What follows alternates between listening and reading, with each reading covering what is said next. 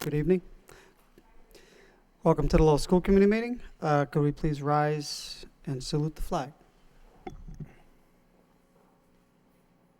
I pledge allegiance to the flag of the United States of America and to the republic for which it stands, one nation, under God, indivisible, with liberty and justice for all.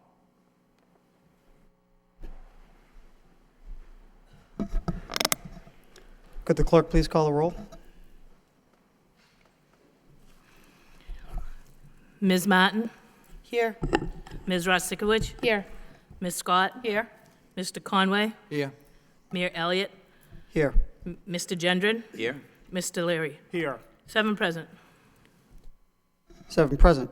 First item on the agenda. Mr. Gendron, did you wish to suspend the rules, or do we want to go through some of the routine matters first? I think if you do the routine matters first, Okay, Mr. Mayor, that'd sounds be good. okay. First item on the agenda is the approval of the minutes of the regularly scheduled school committee meeting on Wednesday, May 24th, 2014. Motion to accept and place on file by Mr. Conway, seconded by Mr. Gendron. Discussion on the minutes. All those in favor signify by saying aye. And the Aye. opposed? Those motions are accepted and placed on file. Item number 4. Also under minutes, approval of the minutes of the FY 2015 budget hearing on June 5th, Thursday, June 5th. Motion to accept and place So on moved. file by Mr. Leary, seconded by Ms. Rostikowicz. All those in favor signify by saying aye. Any opposed? Motion carries. Next item, next section of the agenda is permission to enter. Permission to enter June 18th, 2014. Madam Superintendent? Yes, thank you, Mr. Mayor. To the United Teen Equality Center Incorporated in the amount of $30,366 to amend the existing contract to continue to supply services to the alternative program that is serving 30 students in grades 10 through 12 who require a long-term alternative education setting, including the integration of special education students with non-emotional IEPs, to extend the contract to September 30th, 2014, funding provided by the Mass Grad Grant.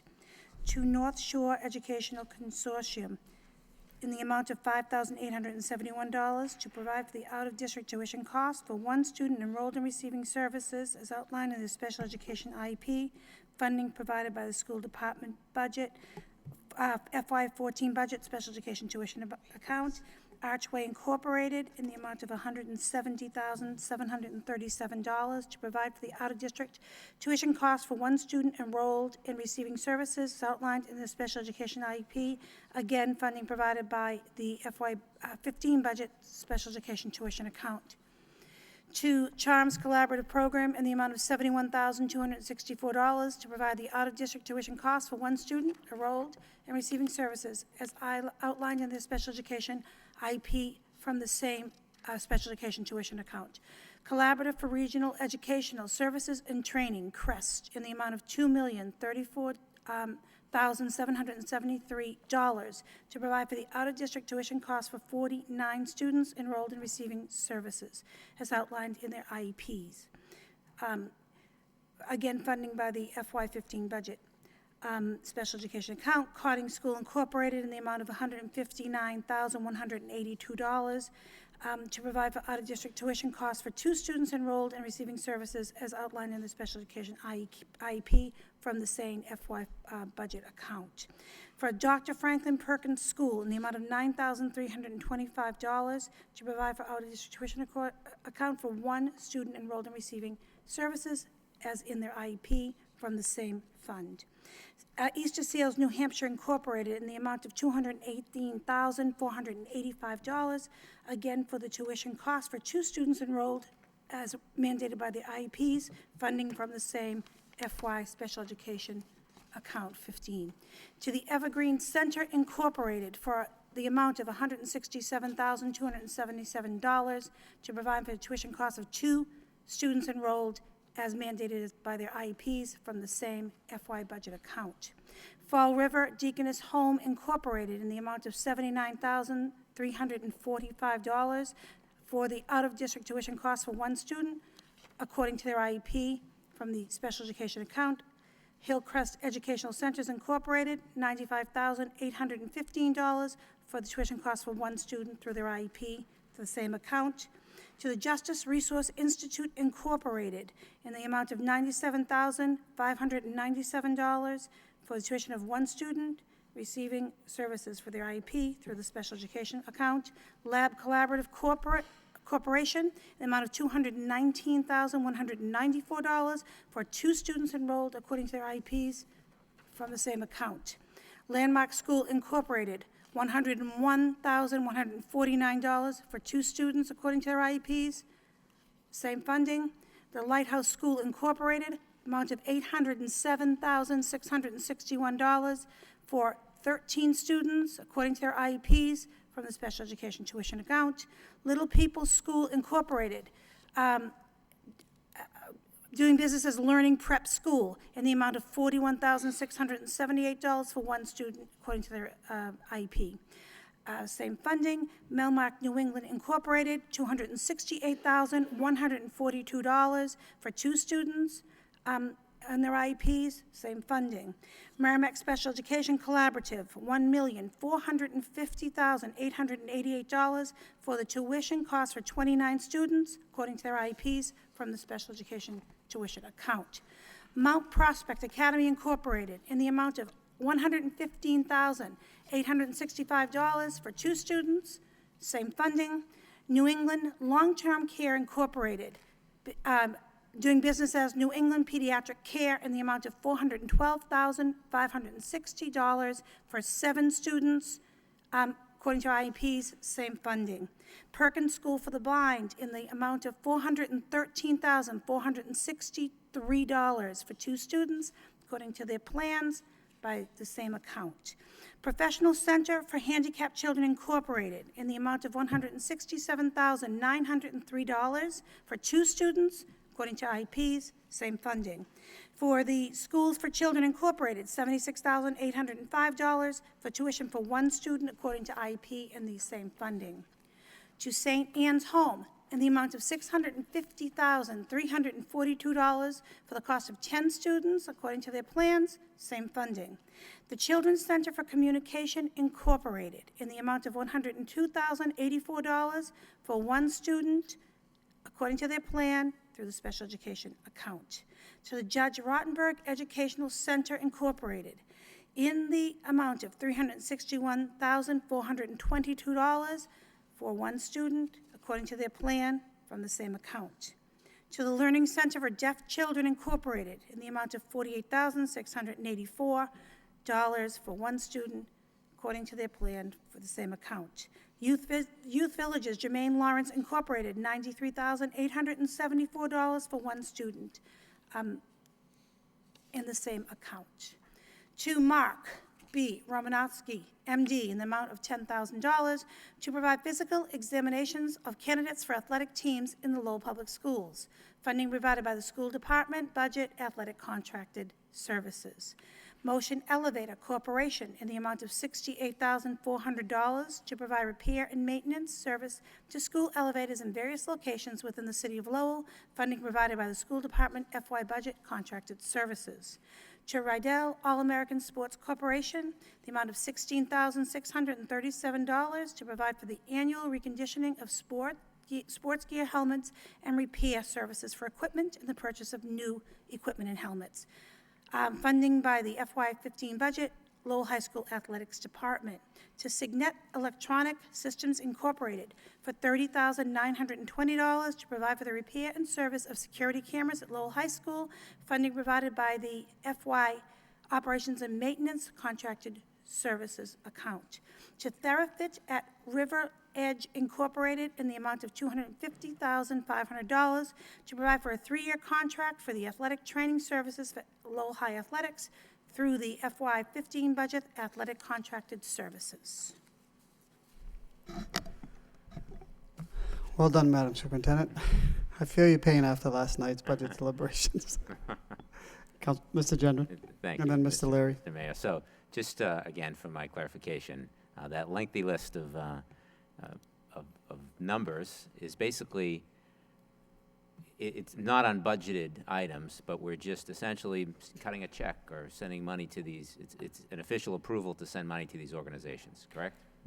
Yes, that's correct. And the majority of them are for out-of-student tuition and support for students that have to go out of state for special education services, is that right? That's correct, according to our educational plans. Now, again, just for my edification, what's the process? Is there an evaluation process? I mean, some of these, obviously, there's charges for a single student there that's $361,000, and we're spending many, many millions of dollars to support students who go out of district to get special education services. What is the process by which a student and a parent goes through to, get that kind of support? The process for special education, federally mandated, is a very specific legal process. So really it goes for the whole basis of free inappropriate public education. So any parent or educator who feels as if a child has a need for a special evaluation can put that evaluation forward.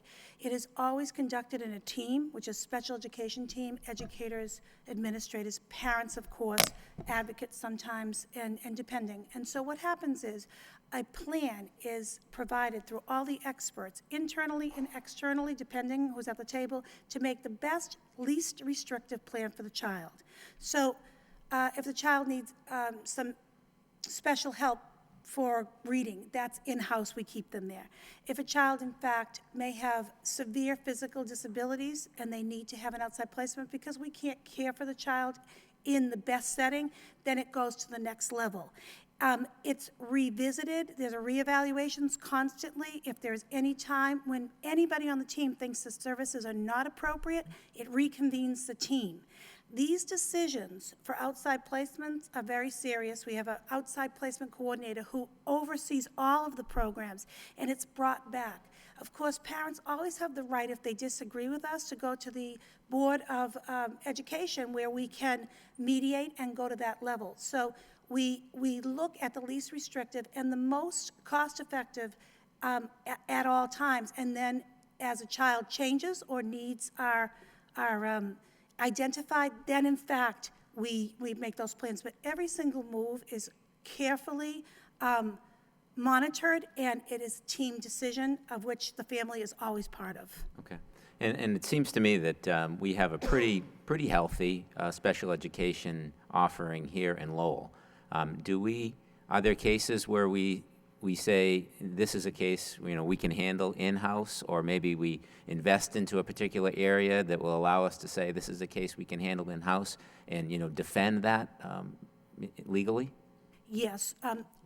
Again, least restrictive, best scenario is to leave them as close to home in the programs that we have. So that is always an option. And it is mostly, if you look at many of these cases, our specialized school, both of them are for children who have emotional disabilities and behavioral issues. So they would have gone to maybe an ED class in a public school, and then they may go, in fact, the way of our Laura Lee or our LeBlanc schools.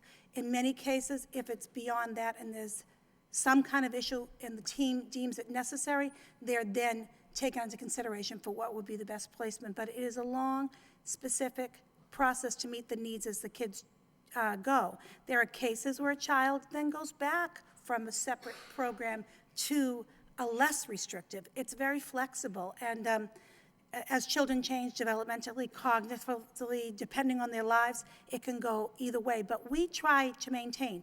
I will say that if we had a new building right now, I would open another, what they call 4I school, for whatever group, so we could keep the children in. I believe our programs are very competitive. As a matter of fact, I would stand by my staff every time with our specialized programs. But by the time a child gets to this particular level, it is specific to the child of what they need. And this is the decision of the team. We always want to offer a Lowell program or a collaborative program first because they're least restrictive, and then it gets beyond that. Every case is specific. Thank you. Mr. Leary? Just to build off of one thing that Mr. Jenner was talking about, so if someone's placed outside, disregard like severe physical disability, how often do these students come back into the district? Or once they're out, is it usually that they stay out? And if you said less restrictive, you mean less restrictive back into the system, or just to a less restrictive out-of-placement program?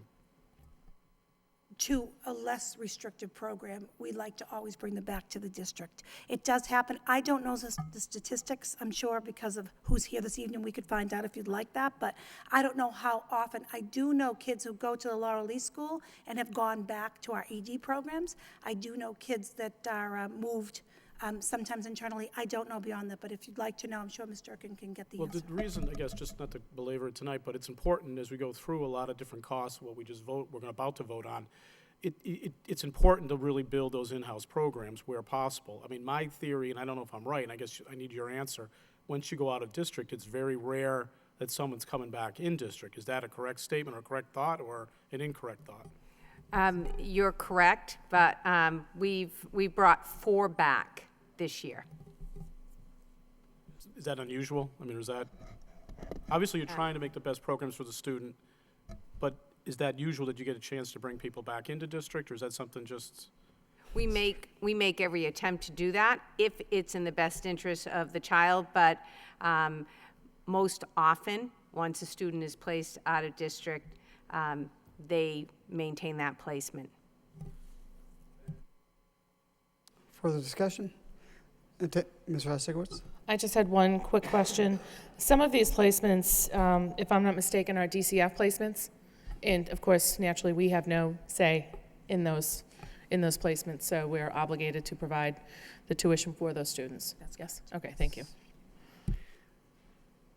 Entertain a motion to approve by Ms. Martin, second by Ms. Scott. Roll call. Ms. Martin? Yes. Ms. Ross Sikowicz? Yes. Ms. Scott? Yes. Mr. Conway? Yes.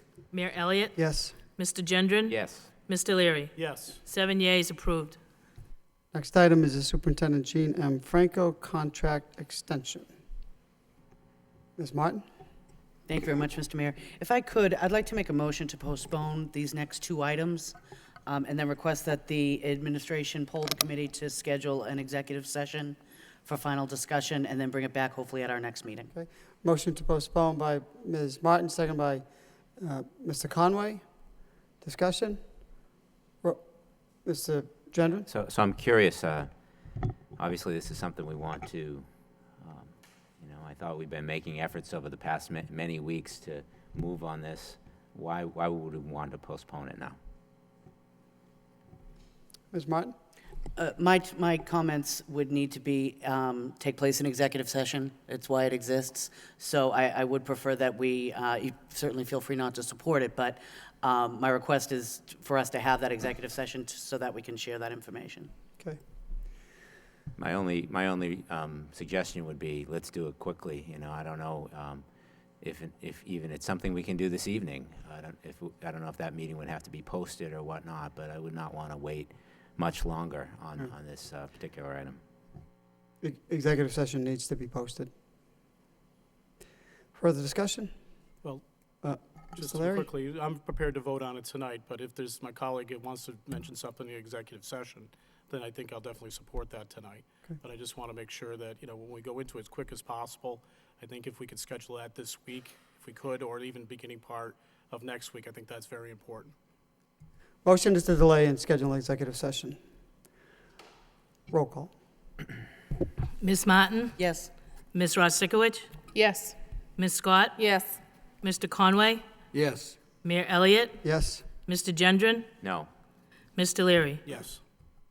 6 yeas, 1 nay, approved. Next item is the Assistant Superintendent Contract Amendment.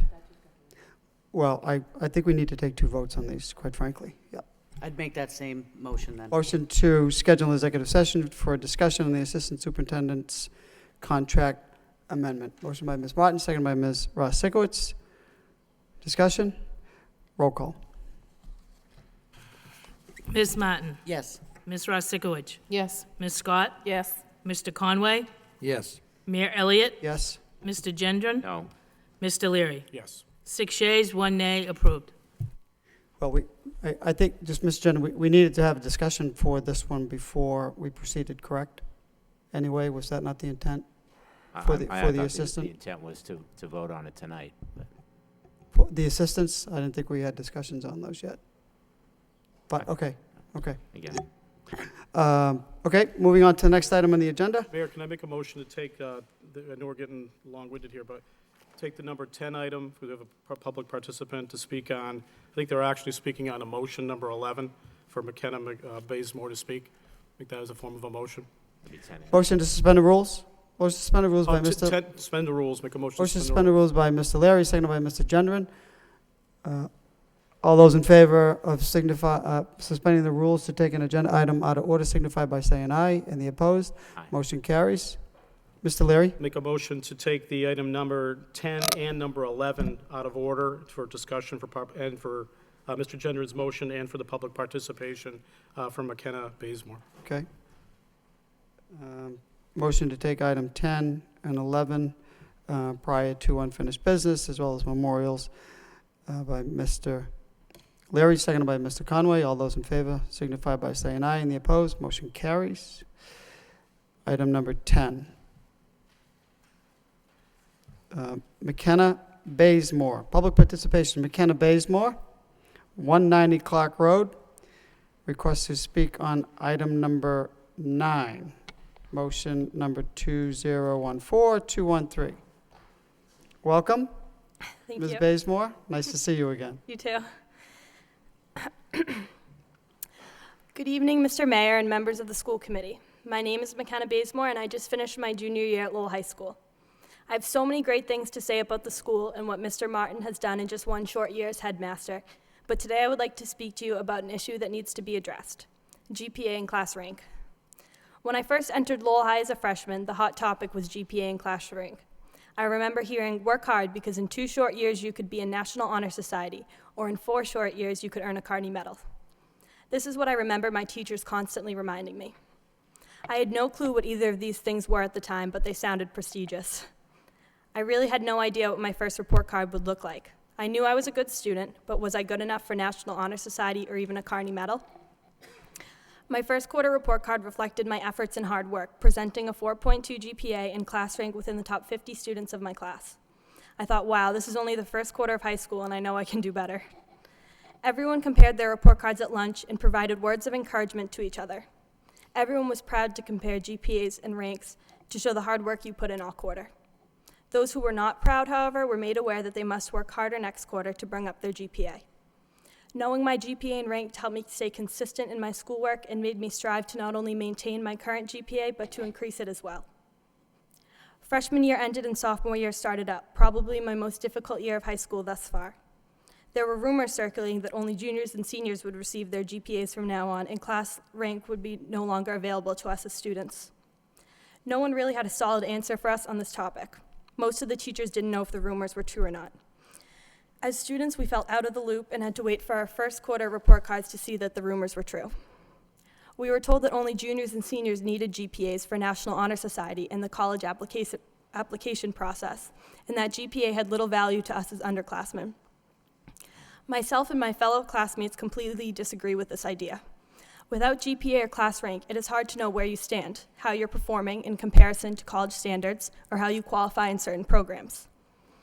Everyone knows how hard it is to bring your GPA up and how easy it is for it to go down, so I was terrified that getting a C in my first AP class sophomore year would keep me out of National Honor Society.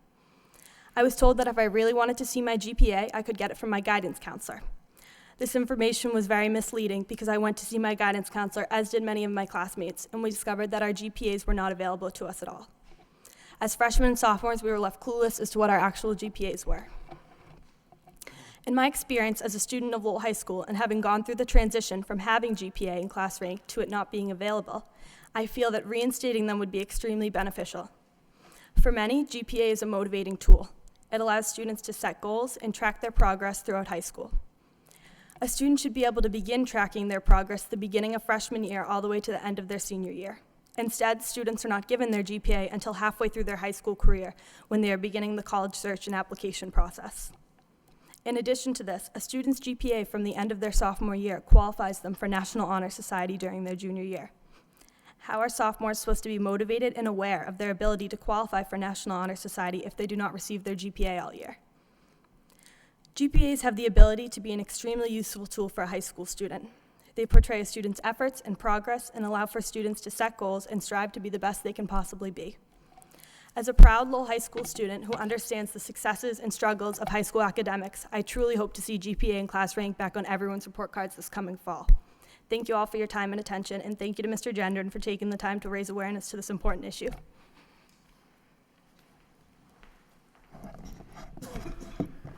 Thank you, Ms. Bazemore. Very well done.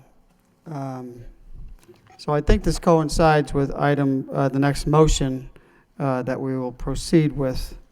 And that motion is by Mr. Gendron. Request the superintendent direct the Lowell High School headmaster to review the policy on reporting. This says GPS, but I'm going to presume it's GPA. Spell check. Unless there is a policy on GPS. Reporting GPA and class rank on report cards, and to make a recommendation to the school committee. Second by Mr. Leary. Mr. Gendron? Thank you, Mr. Mayor. You need a GPS to find your GPA these days. Maybe that was So I don't think I could make a case that was any more sound or impactful than what McKenna Bazemore just gave for us for having GPA and class rank on report cards at Lowell High School. This is something that is very important to me as a parent of high school students at Lowell High. I've had 3 students go through Lowell High and on to college, and through that process, my wife and I were their primary guidance counselors, as we are for my son that's there now. And, I've spoken to other parents, and they're in the same boat. I've spoken to folks at Friends of Lowell High School meetings and obtain almost unanimous support for a move to put the GPA and class rank back on the report cards. I do want to point out, though, that this motion is not to do that. This motion is to ask the headmaster and his staff to review it, take a look at what other schools do, talk to colleges, find out what's important to them, and come back to us with a proposal to either keep it the way it is now or put it back on there or something in between. So that's what I'm hoping that my colleagues will support. I do want to make a couple of points, though, and McKenna touched on them. As a parent, it's a great tool to know where your child stands with respect to their peers and with respect to the national standards of GPAs. Without that, and there's really no way to be sure how your child is tracking. And also, the motivation of the students themselves. I can tell you that my sons have been driven by their GPA and class rank over the years, over their high school years. One of my sons had a really tough first semester freshman year. His class rank and GPA were not anywhere near where he knew he could be. So receiving those numbers in print and comparing them to his classmates, like McKenna alluded to, motivated him then to get on the stick, study harder, work harder, pay attention to those numbers, and as a result, he graduated where he belonged in the top 5 or 10% of his class. So I think those are important. And the last point I want to make is with regard to colleges. I know when this issue came up last time, there was a discussion that colleges didn't care about GPA, and I just wanted to pass off some information to my colleagues here. Jim, you want to pass those down?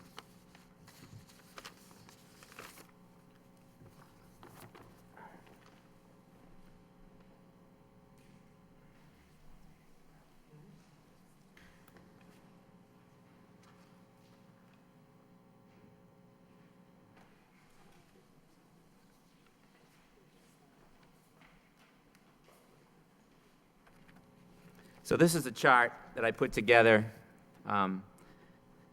based on information that I got from my favorite website when it comes to college search, called collegedata.com. I like this website because it's not the prettiest website in the world, but it has a whole bunch of data about all colleges across the country and what programs they support and how you get into that college, what their standards are, what kind of students are applying there, what kind of levels those students maintain in their current high schools. And what I have here in this chart are various factors in selecting students for admission to college that these colleges have put forth to the people that assemble this website. Each of these colleges were given a list of about 20 factors that they might consider when admitting students for college.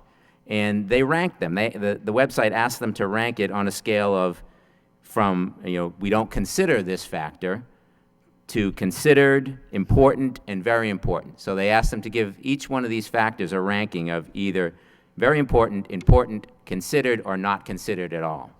And what I did was I pulled out the top 5 factors that each of these schools presented to us. And I did a search on the top 16 colleges with regard to difficulty in admittance across New England. So those colleges are listed here alphabetically from Amherst to Yale. And then I threw in a few of my own local favorites. And I just listed here what these colleges said about the importance of these factors. And you can see that the most important thing to all of these colleges is rigor of schedule. So, in other words, if you're pushing yourself to take AP courses or you're in the Latin Lyceum, that's considered by these colleges because that's a sign that you have a rigorous schedule. But the second most important factor rated by all these colleges was GPA. And I think it's 17 out of 22 on this list said it was very important, the highest ranking you could give. So clearly, and all of them said they considered it. Not one of these colleges said they didn't consider it. All of them think it's important. Now, I will agree that colleges don't care what we report. So the number that we put on our report card is really not important to them because they calculate their own GPA. They have a system by which they take a student's grades and the rigor of their class, and they calculate their own GPA. And they do that so they can have an apples-to-apples comparison, and they're using the same standard for every student that applies.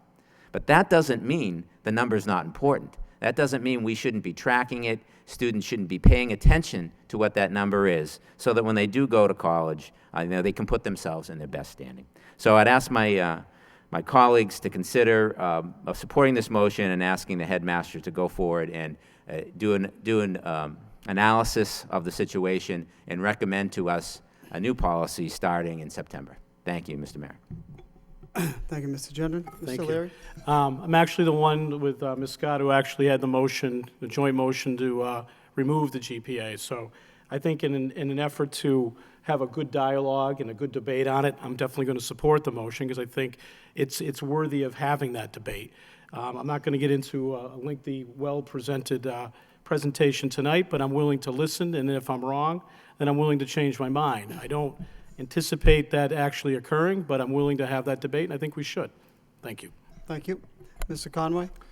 Thank you, Mr. Mayor. We had quite a discussion about this last year, and matter of fact, I called for if we could get, I believe it was Middlesex Community College, Dr. Sheehy put a group of colleges together, excuse me, and they sat down and they discussed this situation. And there was a change. There was a change that was made, and I think at that particular time, anytime you have a particular program or a situation like this that's been in place for a number of years, when you make a change, and I said it on the floor, that after the year we should take a look at it, and I've said that on many changes. Take a look at it and see if it's working. Has the change actually been more effective and so forth? And I think Mr. Gendron obviously comes up with a very good argument here. And if you take a look at his group here, this is these are the smaller schools.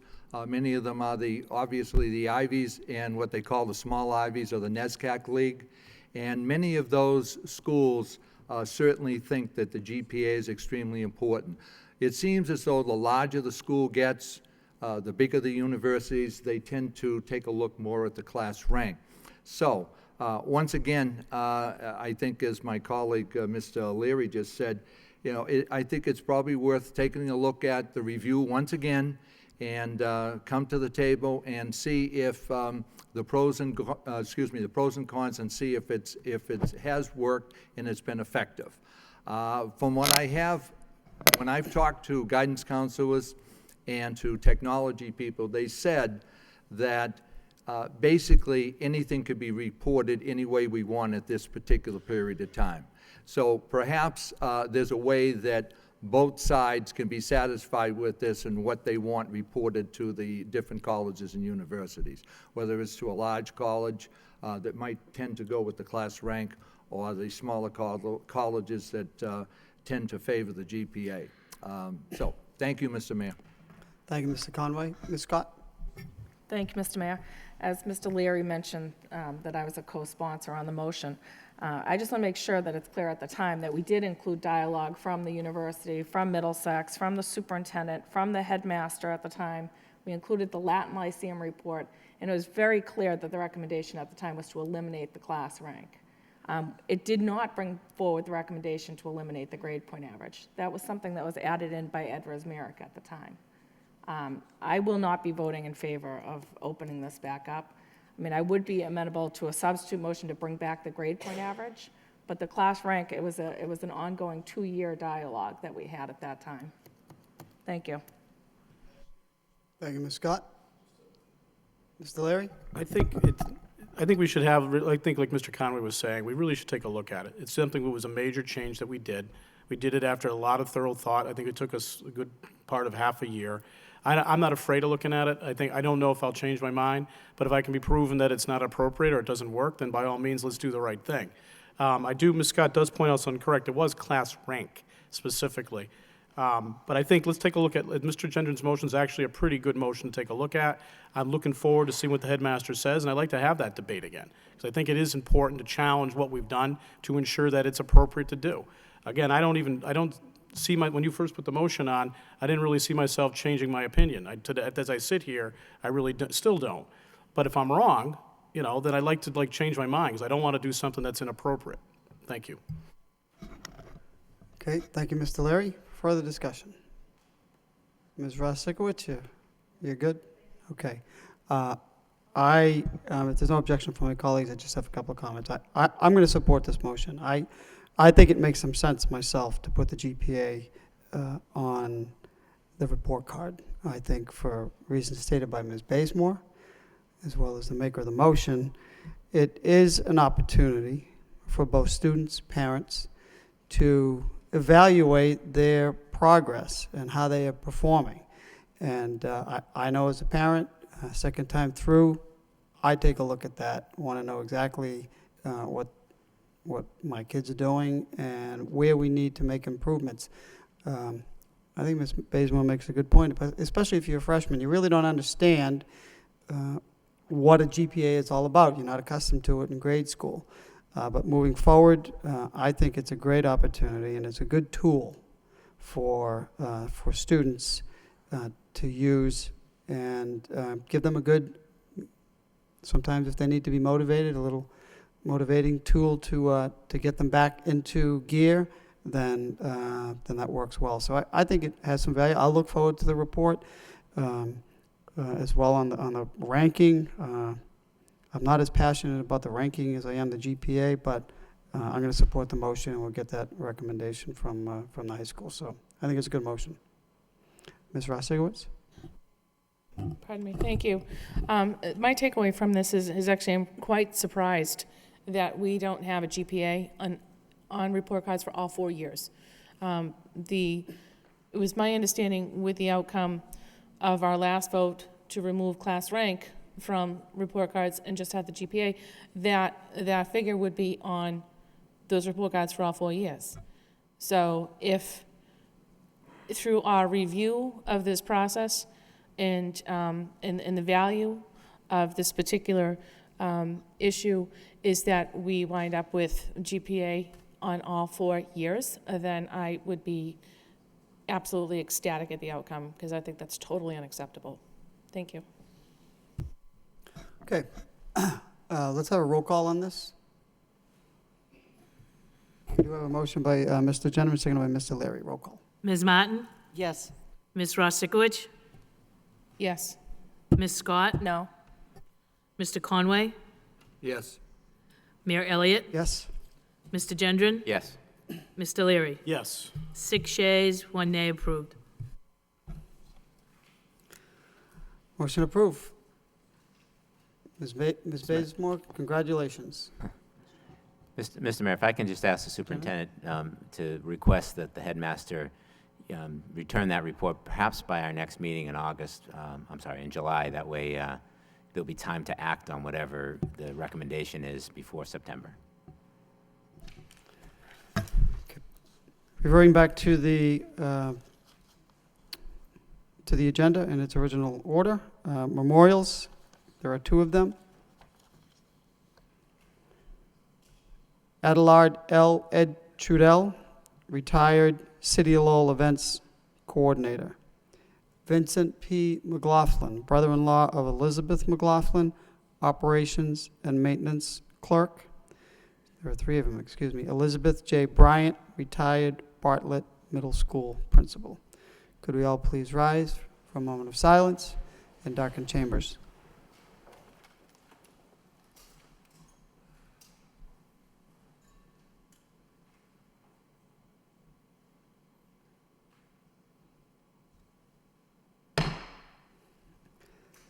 May they rest in peace. Mr. Mayor?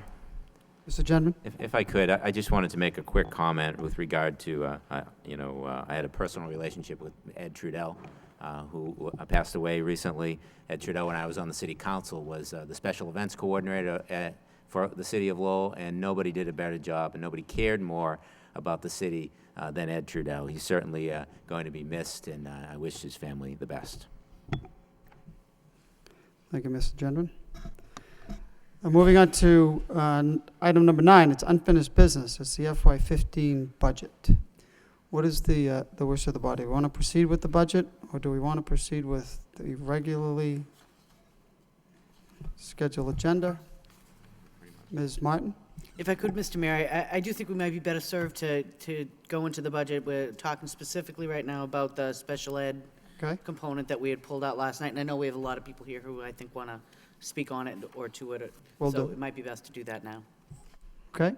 Okay, why don't we proceed with we'll proceed with the unfinished business, and it is part of our agenda.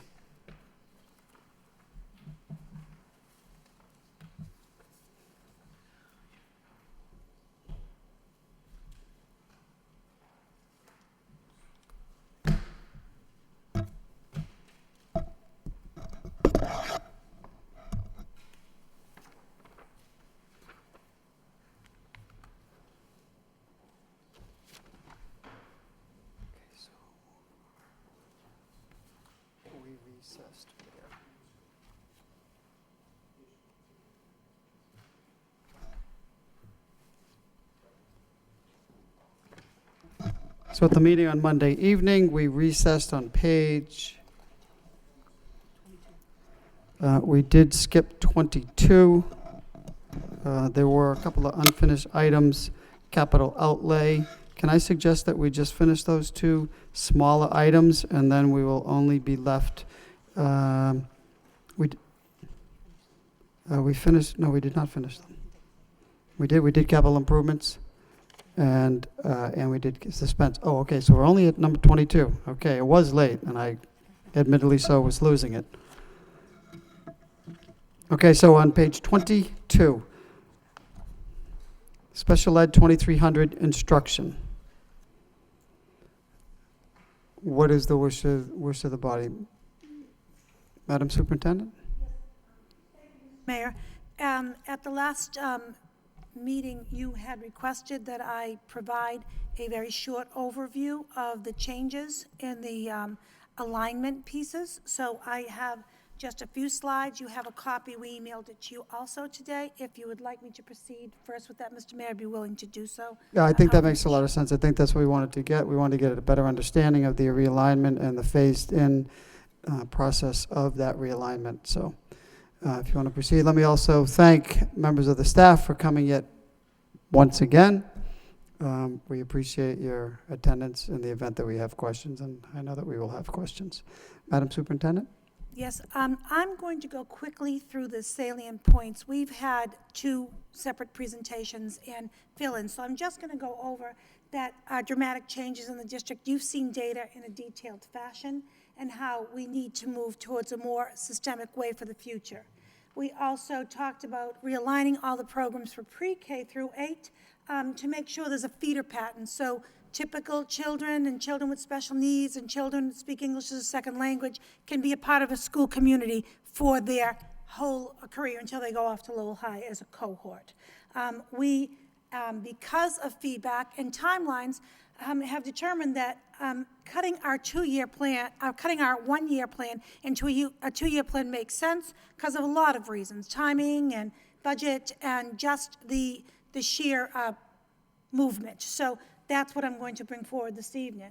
Our overarching goal is to create relationships with families so we can have long-term members. So a child with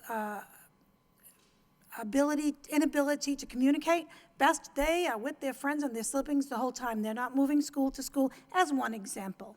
And then that we know that by us moving programs across both sides of the river, there will be less travel time for kids, and that's always fun for assistant principals. Buses are their favorite thing. So let's move on just to look at the current model. We talked about this. It really is reiterating what I just said. We would get that alignment piece. They'd be on both sides of the river. From pre-K to grade 8, they will be together in cohorts, and that is what we aim to do. And this slide just reiterates what I said. The same thing is true in English language education programs. We have models. We are not moving the English language programs this year because we decided that we needed more time to let parents know. We will do that movement for next year, but eventually, after the end of next year, all our programs will be there for the long haul as far as the ESL programs. And we did expand in this proposal more newcomer programs because we anticipate more children in both the elementary and middle schools. So those are part of the budget that you have all seen, but it will help us to decrease class size and get that alignment piece. So if you're looking at the pieces, you have copies there and it is on the screen for the public. We have a color-coded. So what you see in yellow are the newly proposed programs that are in the special education program budget that we talked about for the additional funding for special education. So all in yellow are new classes. Those are classes that do not have children in them as yet. They're just starting up new, so we're not transitioning kids. We're filling them with children in those particular programs. In the blue, there will be 8 blue highlighted pieces on this particular program. It's classes that are changing from school to another school. If a school is being changed, it's for us to start that alignment piece. So the children will not change next year. They will stay in those programs for the long haul. We're just starting a few of the programs this year to get that alignment piece going. So as you see in the blue on this page, one page, there's a pre-K at the Moody. The Moody has not had a pre-K. We are adding a pre-K because it was our goal to have one everywhere. We're not going to get that goal this year, but we hope to do that next year. The next is the next round of schools, so you can see the changes. So the Bailey School has a new CSA class in pre-K, newly assigned to the school. They're just coming in. So those aren't changing students. We get down to the McAvenue School. There's a pre-K. Again, children are not yet assigned, but that's going to be also moved to the Moody Elementary School. So there'll be a pre-K of the autism, and there'll be a pre-K standard curriculum at the Moody for next year. And then again, the yellow being brand new classes through the budget proposal. We go on to the next part of the district. There's a newcomer program at the Merkland School that's being added in this particular proposal. At the Daly School, this is a move. The language-based 8th grade, which do not have children because they're 8th graders, are going to the Robinson. That means your language base will have the whole component will be at Robinson. And so the children will not move as soon as they're assigned there. So that's our next move of the 8. For the rest, there is an adjustment class. An adjustment class is coming. The green is what's coming in, coming from the Bartlett School to the Wang School. So that's one additional class to the Wang for their adjustment class for us to start the alignment of putting the 2 classes together that we're thinking of for adjustment to be able to even out the numbers across the district. When we look at the Stockolosis School, There's a move in and a move in and a move out. So the move in is the adjustment class, the new 5th grade from the Robinson, and there will be a life skills going to the Bartlett Community Partnership because there is a life school skills component beginning at the Bartlett.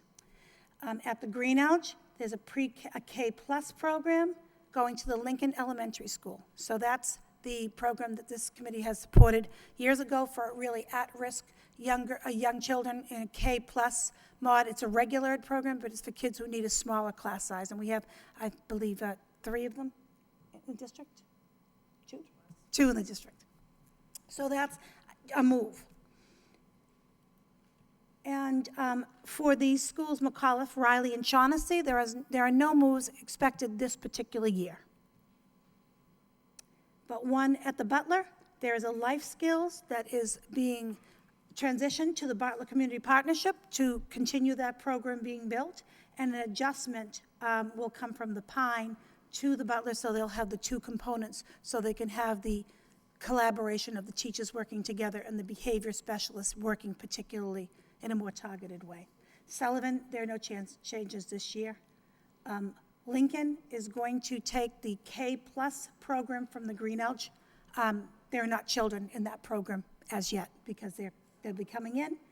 And this is the rest of it. We already told the Blue, but this is where they're going. The Moody gets that pre-K classroom that we already talked about. And the Rogers, because it is a startup school and there seems to be more space at this particular time, will be absorbing some of the other classrooms. So there's a new pre-K, a new CSA K, and a new newcomer class. So there'll be a full component. There'll be 2 newcomer classes at the Rogers School for space for the incoming students. So the rest is, again, it's reiterating the adjustment class goes to the Robinson, and they're taking the life skills. So we're telling you where they're moving and where they're going. So I really gone over them, but the adjustment class is going to the Butler, but the Pine is getting 2 new CSA classes. So it's really 8 classes moving total.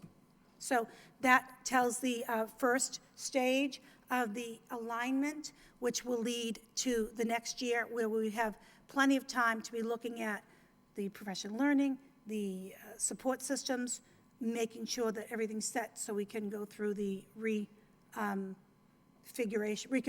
of staffing and whatnot. So that's the recommendation for your review. Thank you, Madam Superintendent. Mr. Larry? Just a quick question. If you go back to your Tier 1 budget, remember the recommendations? We took a pass and held on Tier 1. As it relates to the presentation right now, do you recommend that these budget reductions could take place in Tier 1 or not? I mean, I think that's important to know as we get into Madam the Superintendent? full presentation. Yes, the Tier 1, when we went back and we said, what could we possibly, because we knew there was a need to relook at all the classrooms. For this 1 year, we would have enough space for this 1 year. So that's not to say that you won't see them again being proposed for next year. Matter of fact, one of them is going to have to happen, but because of the way our population is, we think with the reconfiguration, it's going to line up some classes. I'll give you an example.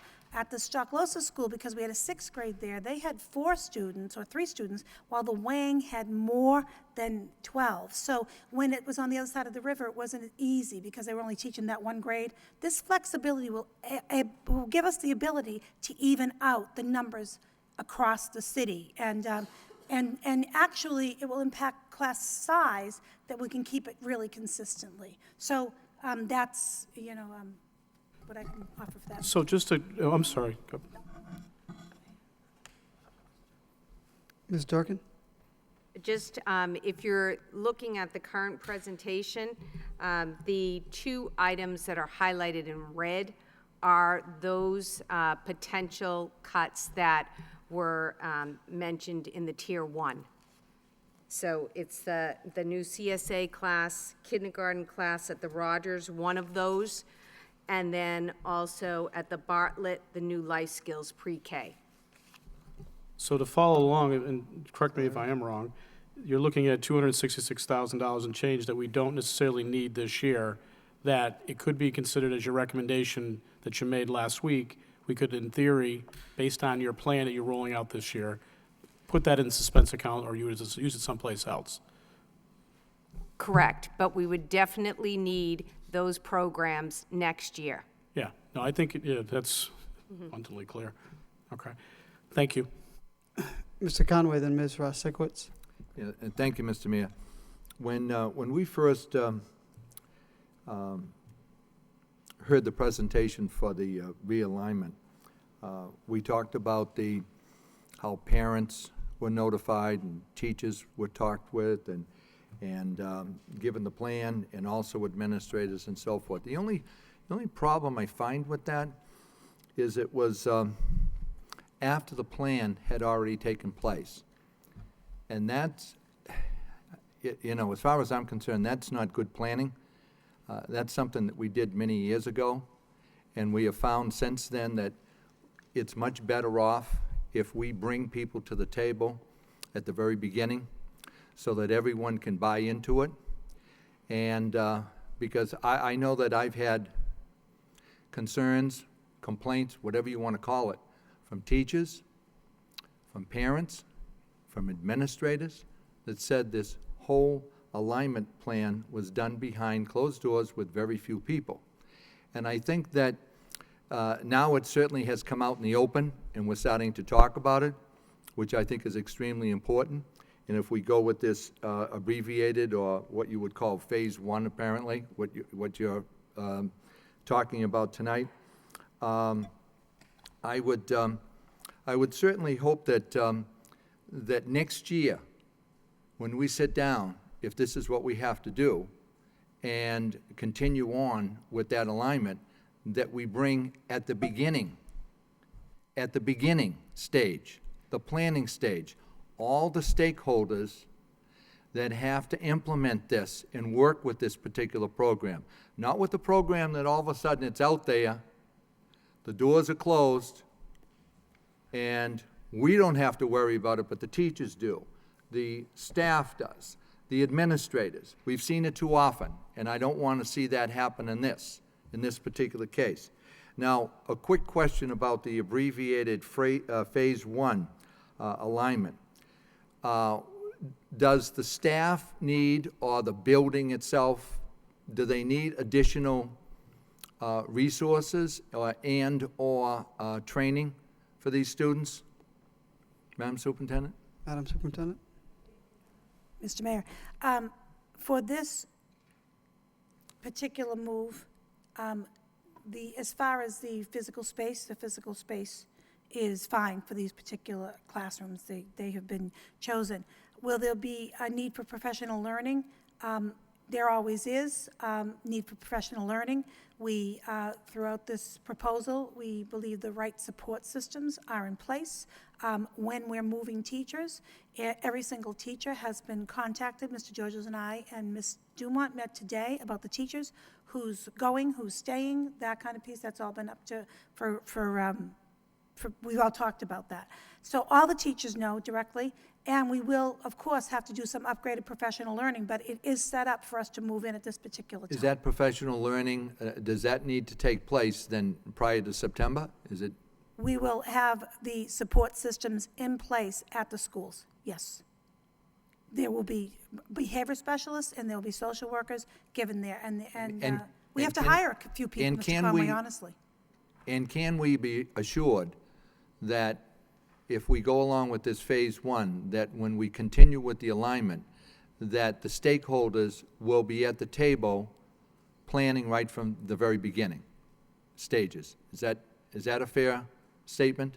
Yes, because the year two plan is the plan that everybody has seen. And there is not there's not a change that we're thinking of. If there are any changes, we will be going over that with our staff. All of the structures in Lowell Public Schools, compendia, all of the pieces, that will be an open process, and we can do that as we go. So yes, it's people know about it. We will keep it open. Thank you.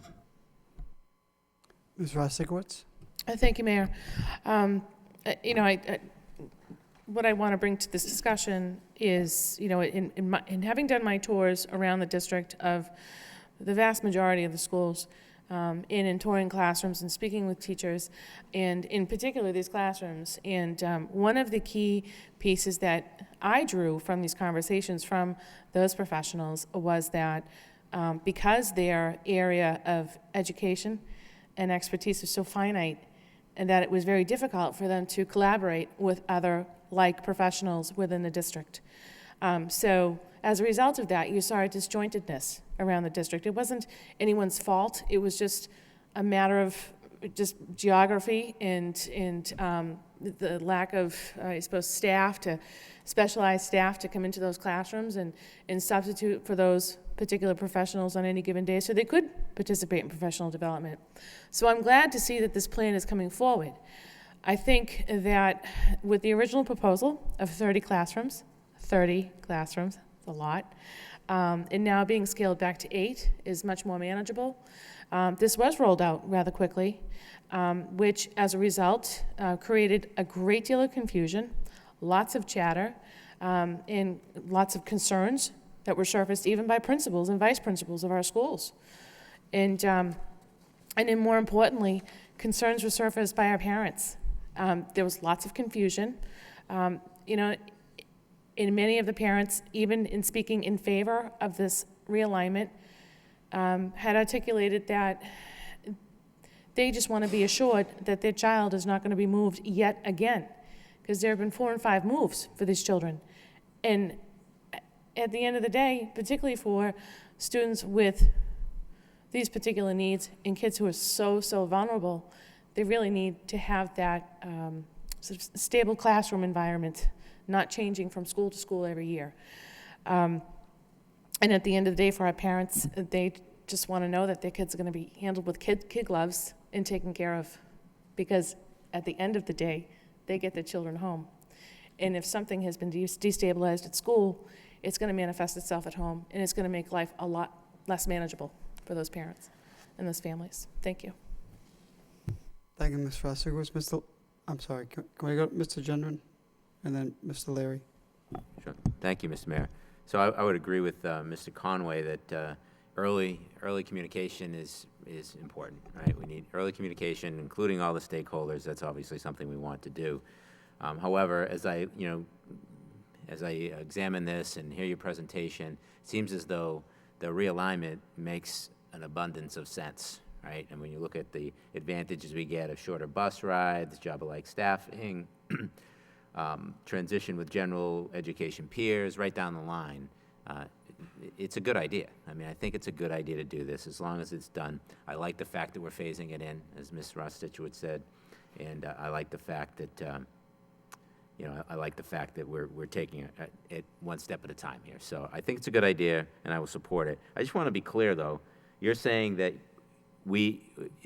this will be unaffected by these 6 FTEs that were recommended as transfers into the suspense account originally. Is that true? Okay. So, Mr. Mayor, I don't know if it's appropriate right now, but I'd make the motion that we reduce the line item on page 22, the bottom line, by $266,598, which is the total from the FTEs and health insurance premiums, and transfer that into the suspense account. Motion by Mr. Gendron, second by Mr. Leary, to reduce line item on page 22. Section 2300, Special Ed Education, by $266,598, and transfer that to the suspense account. And we can let Discussion? okay. Yeah, we got a second. Mr. Conway on the motion? Nope, all set. Mr. Leary on the motion. Mr. Lang on the motion. Thank you. Just as a matter of procedure, the health insurance premiums is on a different page of the budget, so we'd actually be taking the 6 FTEs themselves out of the special ed page. So that would actually reduce the bottom line on this particular page of the budget to $28,929,618, and then we'll need to go into a vote to reduce the $69,000 from the health insurance line. So I'd amend my motion, Mr. Mayor, to reflect the numbers that Mr. Lang just gave us. Mr. Lang, do you have that? Sure. Could you do the math on the 266,598 Yep. less the health insurance premiums of 69,558? On this page of the budget, the new bottom line is 28,929,618. Okay.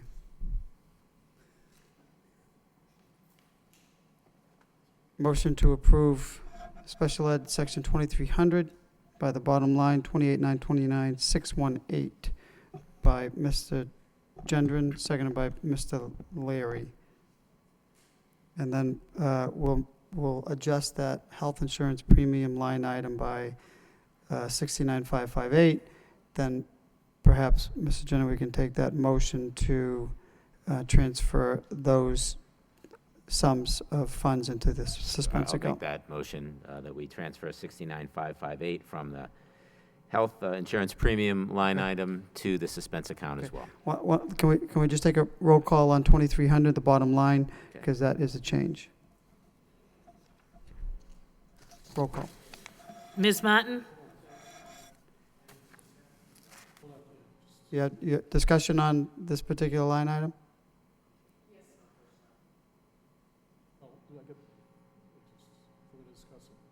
Okay, motion on the floor is to reduce special ed instruction, section 2300, by those 6 FTEs to change that bottom line. Is there discussion on this? Right? Yeah, my thought is change the bottom line, and Mr. Lang can go through and We The adopt the appropriate bottom changes line, and particular then line item. we make 2 motions to transfer that into the suspense account. Ms. Martin on the To motion. defer to your expertise in this, if there is another item on this page that we'd like to discuss, would we prefer to do that now? We- Or would you prefer to vote the bottom line and then vote the bottom line again? No, I think Okay. that before we vote the bottom line, then, okay, so I follow your train of thought. You have other reductions in this particular line item, Ms. Martin? Okay. Let's hold on for 1 second. We'll have to identify which line items those teachers are on. Is it the first line item, Mr. Lang, special ed teachers, that we would reduce? Yes, what I've done up above is taken the teachers down from 178 to 176 FTEs, and that particular line item changed from 12,251,288 to 12,144,100. And then at the bottom of the section under the paras, the FTEs changed from 165 down to 161. And that particular line item changed from 4,556,34 to 4,467,82 for a bottom, kind of a subtotal line on personnel at 21,362,955. As a suggestion, would you Can you have say that, 23 million, 21,362,955. 21,362,955. Ms. Martin, did you have reductions in personnel, or was it non-personnel? None, okay. Any further discussion on personnel before we take that vote, and then we'll move on to other ordinary expenses? Mr. Leary? Just quickly, first, I'm going to definitely support it. Second, though, I think it's imperative that we acknowledge, Madam Superintendent, you and your staff have put a lot of thought into this whole program, and I appreciate that, because it's a reaction to a desperate need that we're facing that's driving the cost up significantly. I also appreciate and thank you publicly for delaying the full implementation of the plan until we have more time to roll it out to the public, as well as, in particular, the parents. And I think once folks have a time to digest it, not everybody's going to be in complete agreement with it, but the reasons that we're doing it is to manage and be more effective and hopefully keep costs from rising. There's probably not a lot of savings in the actual moves, but it does help to keep folks in-house, which is, at the end of the day, how you're going to keep the cost contained. Thank you. Okay, so the motion on the floor, to the maker of the motion, if there's no objection from the maker who seconded the motion, we'll just withdraw that bottom line cut and proceed with a reduction in specifically just the personnel line items. Okay? Can I just ask one? I'm sorry, Ms. Scott. Sorry. Sorry. I just had one question about the 2 additional positions for board-certified behavior analysts. If we could just get the details on where they're going to be located. Madam Superintendent? I can begin, and if there's more details needed, we will go to the experts. The board-certified behavior specialists will be working with especially the new teaching staff or the new classes where they're going to be looking at working with children, working with educators to make sure there's the support systems. Especially, they work with all of our children with special needs, but particularly with children in the autism spectrum, as well as children in the adjustment classes. And so that focus will be definitely connected to the new programs to begin with, to make sure that they're successful, and those pieces will be part of making sure we're successful. Adding to what Mr. Leary said, and Ms. Rosekowitz said, we want these programs to be our city's choice. We want our kids to stay in town. We do not want 2 more permission to enters.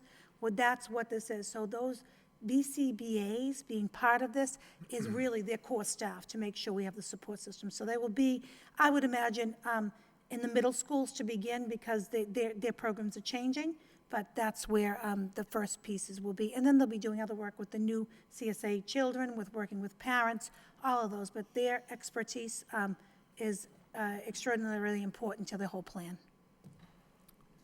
Mr. Mayor? All set, Ms. Scott? Mr. Conway? Yes, thank you. Through you to the superintendent, are they administrative jobs? Yes, they are. They are? Yes. Also, I would like to add one other thing. When we go through this phase 1, initial phase,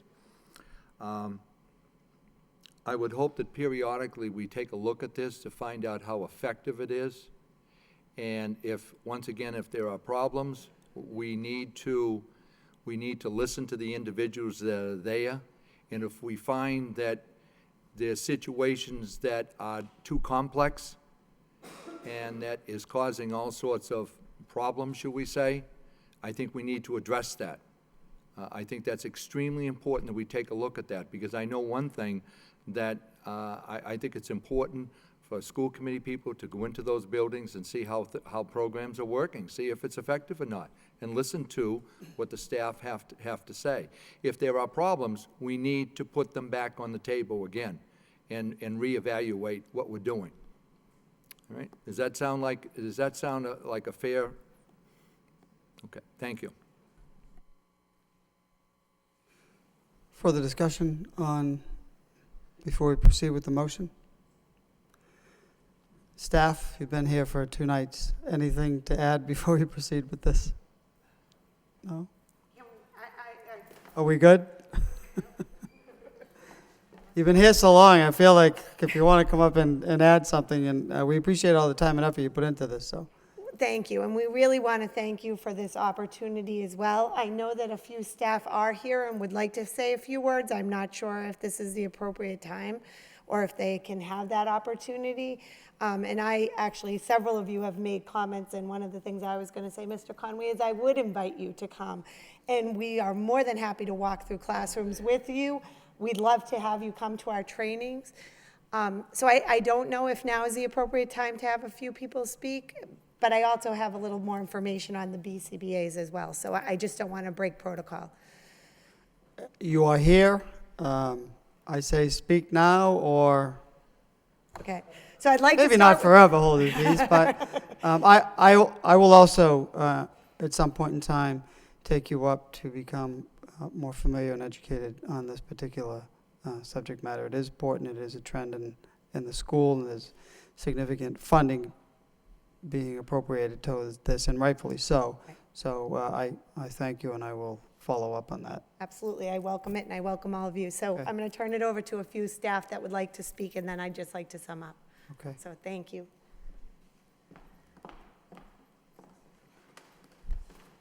Someone's always got to go first, right? After the first one, it's like the drive off the first hole of the golf course. Everything else is easy.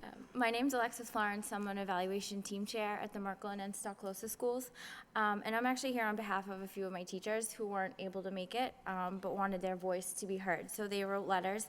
In the interest of time, I'll just read one, and then I'd be more than happy to pass the other one around if you'd like to read it. This one says, to the members of the Lowell School Committee, my name is Elizabeth Richards, and I'm a first-year adjustment teacher in Lowell Public Schools at the Stocklosa. I love my job. The kids are wonderful, the staff is supportive, and the school is a community in the truest sense of the word. To say I'm lucky to work for this city is an understatement. But despite the wonderful staff and administration at the Stocklosa, it's difficult to be the only adjustment teacher. There's no one in this school who does exactly what I do, who can truly understand the great students I work with each and every day. The proposed realignment would allow me to work on a team, to have a partner here at the Stocklosa, and to be part of a cohort. This close partnership with another adjustment teacher is something that is sorely lacking in the current model, and the realignment would change that. We could work together closely with our ETC, special ed social worker, and the school psychologist to continue to build a great adjustment program in Lowell where students progress both academically and socially. Not only would this proposed change be a positive move for teachers, but it would also be a positive step for our students. Although I agree that students in these classrooms thrive when they build trust in their relationships, they need to learn how to build trust with a variety of teachers so that they can be successful once they transition to the high school, which we all know has been a problem. Changing the adjustment model in middle school to a model that allows for 2 teachers would encourage further development in building positive relationships. Yes, the change at first might be difficult for both staff and students, but in the end, I believe that the realignment will only make Lowell special education, particularly our adjustment programming, stronger in the future. In conclusion, I ask you to support this realignment and to support me in the work I do every day in Lowell Public Schools to give the students of Lowell the education they so rightly deserve. And I can pass the other one around just in the That'd be interest great. of time, but they're both adjustment teachers, and they both welcome all of you into their classrooms. So that's the Stocklosa and the Merklin. You're welcome to come. Thank you very much. Next. Good evening. I'm Lori McCarthy. I'm a speech-language pathologist in the city. I work at the Pine and the Moody currently right now. And more importantly, I'm a resident of Lowell. I have 2 children that attend the Riley Elementary School, and I'm very pleased with the progress that they've made. So I'm kind of wearing both hats, being a staff and a parent. Just to inform you about my role in the schools, many people just think I work on a lisp or I work with a child that stutters, but that is 3% of my caseload. I work with language impairments, with the autism classrooms, the language impairments in the language-based classrooms, the bulk. I work with the children that can't follow a direction, a teacher direction, or can't even make a sentence to say, I'm in pain. So my job encompasses a huge, huge piece of language. Currently, right now, I service 70 students on my caseload, and I've completed 65 evaluations. So to put this into perspective, I'm certified by ASHA, which is the American Speech and Hearing Association. They recommend that we not have more than 40 on our caseload to make progress. They recommend that you shouldn't do half of the amount of your caseload in evaluations. So I should have 40 kids, and I should be doing 20 evaluations. So I have 70, and I've done 65. With the new alignment, I will have over 100 on my caseload. So that's crazy. And I'm not alone. I'm not speaking just for myself. There's about 60, I think the average when we met as a group, 66 caseload per speech-language pathologist. Let's see. I've worked for the schools for 13 years, and the school committee has approved addition of numerous classes, particularly CSA ones, and they have never approved additional staff, speech and language pathologists. So I'm here to ask that you approve these positions. These are 2 additional positions that we're requesting, especially where autism is a social communicative disorder, and we're doing these kids a huge disservice by not providing adequate therapy. And I feel if you staff these programs and make them amazing, you will not have those outside bills. Because if I was a parent and I knew my child was not getting behavior support and my child was not getting consistent speech therapy, I would go elsewhere. Outside of the city, speech pathologists get together and we chat at conferences, and Lowell's getting the reputation of not a place you want to work. We currently have 2 new speech pathologists that one I know has put in her resignation because the job satisfaction is extremely poor. So I just urge you, please approve these 2 positions to support the various needs. Thank you. Thank you.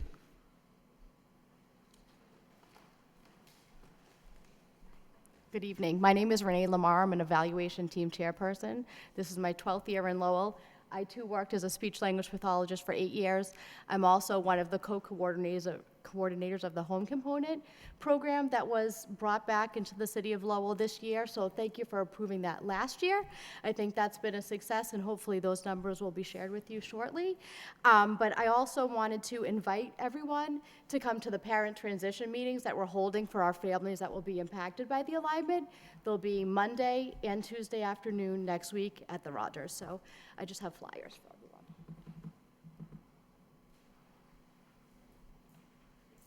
Thank you very much. Anyone else? Got a dead leg there. Sorry. Thank you for taking the time tonight. I just want, so I know, it's always me, right? My name's Thad King. I'm the principal of the Robinson Middle School, and I just wanted to really clearly state that I definitely support this realignment. I wanted to make a couple of points. First off, I fully respect that we need to have all the stakeholders brought together in a room. But I also believe that a plan must be presented to those stakeholders before we can have any intelligent conversations about what we're doing. I want to be clear that a plan was presented to both leadership groups, and it was presented for our feedback that we were able to provide. And both groups were allowed and asked for that feedback. Secondly, much of that feedback was taken, and I know that the original plan that was presented to us as the district leadership, that feedback was taken and those plans were changed, and that's what was ultimately, I think, presented in this room and has ultimately kind of resulted in this second plan that we're now talking about. So I just want to be really clear that I feel like I was able to provide feedback. I'm here speaking for myself. I'm not necessarily representing all the principals in this district, but I do want to make that point. Further, I have 3 points about the realignment that I'd like to make. First, I've been very fortunate at the Robinson Middle School for a number of reasons, but relative to this, I've been able to witness a somewhat informal realignment of the language program over the past 2 years in our building. This started by bringing the language program into our school from the Daly Middle School. We had students that were at the McAuliffe, where they go for the elementary program. They have a cohort of students. They were then transported across the district to go to the Daly Middle School for a couple of years. They're taken away from the friends that they might have established at the McAuliffe and so on. When that program came into our building, I was able to hire a single teacher to represent that program. And I was able to watch her in that first year, and it was very difficult for her to work in that building by herself. We moved to the second year that I have this program, and I was able to hire an additional teacher to support the next level of students that came in, and you could see a complete difference in that teacher because she now had a partner, and she had someone she could rely on each and every day. She was no longer alone, and I know it's hard to imagine that you're in a building of approximately 100 adults and you think there's no way a person feels alone. They feel alone because they're the only person that does that job. From an anecdotal perspective, I have kind of a personal perspective on this. My wife has been an adjustment teacher in this district. I can't tell you the number of nights that I heard about working on an island. Every single night, my wife would talk about, I'm the only person in that building that knows what I do, that can appreciate what I go through each and every day. I don't have a support system, even though I have people I can talk to. I would love it if I had somebody. I believe that this program really supports our teachers and what they need to develop professionally and move forward and move this district forward. I believe it's best, and my third point, for kids. And this is my biggest takeaway, is that I do believe this should be about kids. We can talk about teachers, we can talk about a lot of things. As a building principal, we all become very impassioned about the children in our building. I'm no different from any of the others with that respect. But if we want to talk about what's best for the children in this district, we need to look at this and say it's the right thing to do. I'll speak about middle school kids. Middle school kids, from a developmental perspective, go through more changes in those 4 years than they do any other time in their life aside from the ages 0 to 4. And if you look at my kids that are from a language-based room and they've had to bounce around, and I don't know how many of you had to change schools in middle school, and we're talking about our most at-risk populations in this district, and we're going to ask them to move because maybe it's better for us as adults, then we're not making the right decisions. These kids need to be able to work as a cohort and move from an elementary school where they are a part of something and move with those kids from that elementary school to whatever their middle school might be, to be a part of something so that they're not further identified. They already come into these buildings, and we all walk in with our own baggage, and we all walk in with our own who's looking at me and how are they looking at me and so on and so forth. And these are all our most at-risk kids, and we're going to ask them to do that a couple of times because our programs are in different places in this district. It doesn't make any sense. So I think if we're going to talk about kids, it's the right thing to do, and I personally think that if we're going to talk about our teachers, it's also the right thing to do. Thank you for your time. I really appreciate it. Thank you, thank you very much.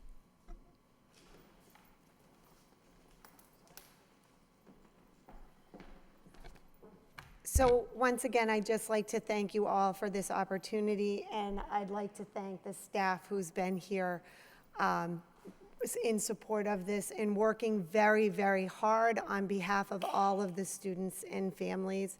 And it's kind of hard to do a sum up when everybody kind of made all of my points already. But I really wanted to say I know that you all have very difficult decisions to make, and we appreciate your willingness to work together with us. And we really want to work in the spirit of transparency and honesty. We always go by the law in least restrictive environment and FAPE, which is a free and appropriate public education. We strive to always do what's best for students and bring them back, as the superintendent has mentioned. And we want to build the capacity of our teachers. So we are absolutely committed to putting in all of the training. We've already started meeting with them and doing training on social thinking so that we can build people's capacity so everybody gets the best education possible in Lowell Public Schools. And always keeping the budget in mind, because we can do better here. We do a great job, and we can continue to do a great job. And I just wanted to also speak about some of the team members that helped do this, because it wasn't just special ed. ELL, early childhood, family resource, personnel, the cabinet were all involved. And within the timeframes we were given, we met with the principals several times. We met with the staff several times, and we met with the parents. As a matter of fact, the last time we were in this room that Thursday night, we had a whole bunch of staff show up here, which I couldn't have been more proud of. As I'm getting text messages saying we had 20 parents at the SPED PAC meeting and 15 staff showed up to support them and talk about the changes in special ed and how we can help their children better. And with every single one of those meetings, people made suggestions and we made changes. And that was a piece of doing the 2-year rollout and really making sure we were doing what was best for students, because everybody agreed that this was best for kids. We also had the union come to meetings where we met with the teachers. Jean Franco and Paul Georges showed up to each of the substantially separate meetings and had very honest and frank discussions with the teachers about what they need and how we could help support them better. We know that change is difficult, and leaving your building where your friends are and where you've developed relationships as adults is difficult, and moving to new spaces is hard, so we really want to work with people as we do that. And the principals have been more than accommodating. As a matter of fact, that last Thursday night when we were at the SPED PAC meeting till about 10 o'clock, Peter Holtz was also there, the principal at the Bartlett, and he met with my staff, Joanne Martin and Donna Maluccio, at 6:30 the next morning to identify better spaces in his building. So everybody has been very committed to making sure this works, because what we know is what we're doing is not working right now. We need to do better. We need to improve instruction. We need to make sure our adjustment students are graduating from high school. Mr. Conway, you know that On average, those adjustment kids that come in as freshmen, we only graduate between 14 and 50% of them. That hits the bottom line of the city and our dropout rates. We can't afford that as a society, and we can't afford that for our students, and we're going to do better. We also know that we had 43 students over the last 3 years go to the Lowell from the middle school adjustment programs. That's not okay. It's there to support students, but we need to do a better job in our adjustment programs so that we can reduce that number and really have our kids with substantially impacted needs go to the Lowell to receive that instruction. And so alignment or no alignment, we need to improve our programs, and we need to do better for students and reduce our out-of-district budget and be able to have programs that allow us to take kids back, because that's where they need to be. So our next steps are we're going to continue to follow up with the individual phone calls. We have the parent meetings coming up. We are setting up school visits for the parents.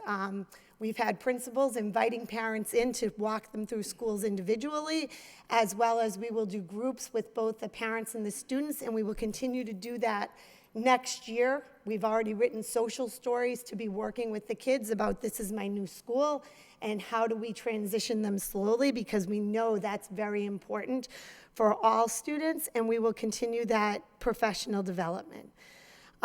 When we talk about, as the superintendent mentioned, we are moving 2 classrooms without students because they're 8th graders.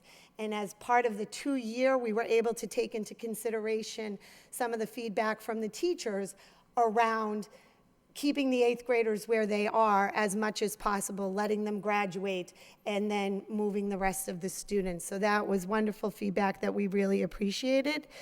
I know there was the question about the 2 classrooms that we had recommended cutting.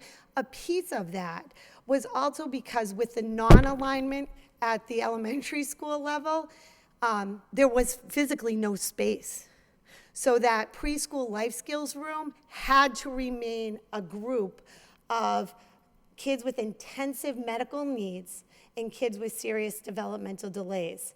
And what we'd eventually like to do is separate those students and then be able to have them flow in their school, because right now they go to preschool at the Lincoln for 2 years and then go to separate programs across the city. And we need to get them so that families are comfortable and in a school where they'll be staying. And I just wanted to speak very quickly about the new classrooms. We know by law our pre-K CSA classrooms can have no more than 9 students. Right now, without the new classrooms, we are starting at 7, 8, and 9 students. We got 53 new students this year. So we're not going to have space, which, in theory, without the 2 new pre-K classrooms, that's 18 students that we won't be able to place in Lowell simply because we do not have the space, which, at the very cheapest out-of-district placement, a collaborative, without transportation, without any related services or one-to-ones, for those 18 kids, you're looking at $999,000 for 1 year until they turn 22. So that's for the next 19 years, because when they come in as 3-year-olds. We need to keep them in district, and we need to do a better job about that. And so we really, again, with some of the other CSA classrooms, we have identified that without reducing their class size, we have 14 students that we know are at risk right now, that they can't be in a classroom of 10 or 12 students simply because of their behaviors, because of their needs. And we don't want to place 14 students out of district, because that's going to be, at a collaborative, $770,000 until they turn 22. We can do better. We can keep them in schools. And just very quickly, Lori was amazing, speaking about the speech and language pathologist and the needs. And actually, Ms. Martin, I worked really hard to know what ASHA stood for. I was all ready with my acronyms, and Lori beat me to it. I was very disappointed. But I do, the other piece to that she didn't mention is when our speech and language pathologists can't get in and provide the services by law that are in kids' IEPs, We owe compensatory services. We owe them that. And so we have to offer for parents to either try to get it in during the summer in summer school, which increases our summer school enrollment and transportation, or they can go outside to another agency and we have to pay for them to receive those hours at about $150 an hour.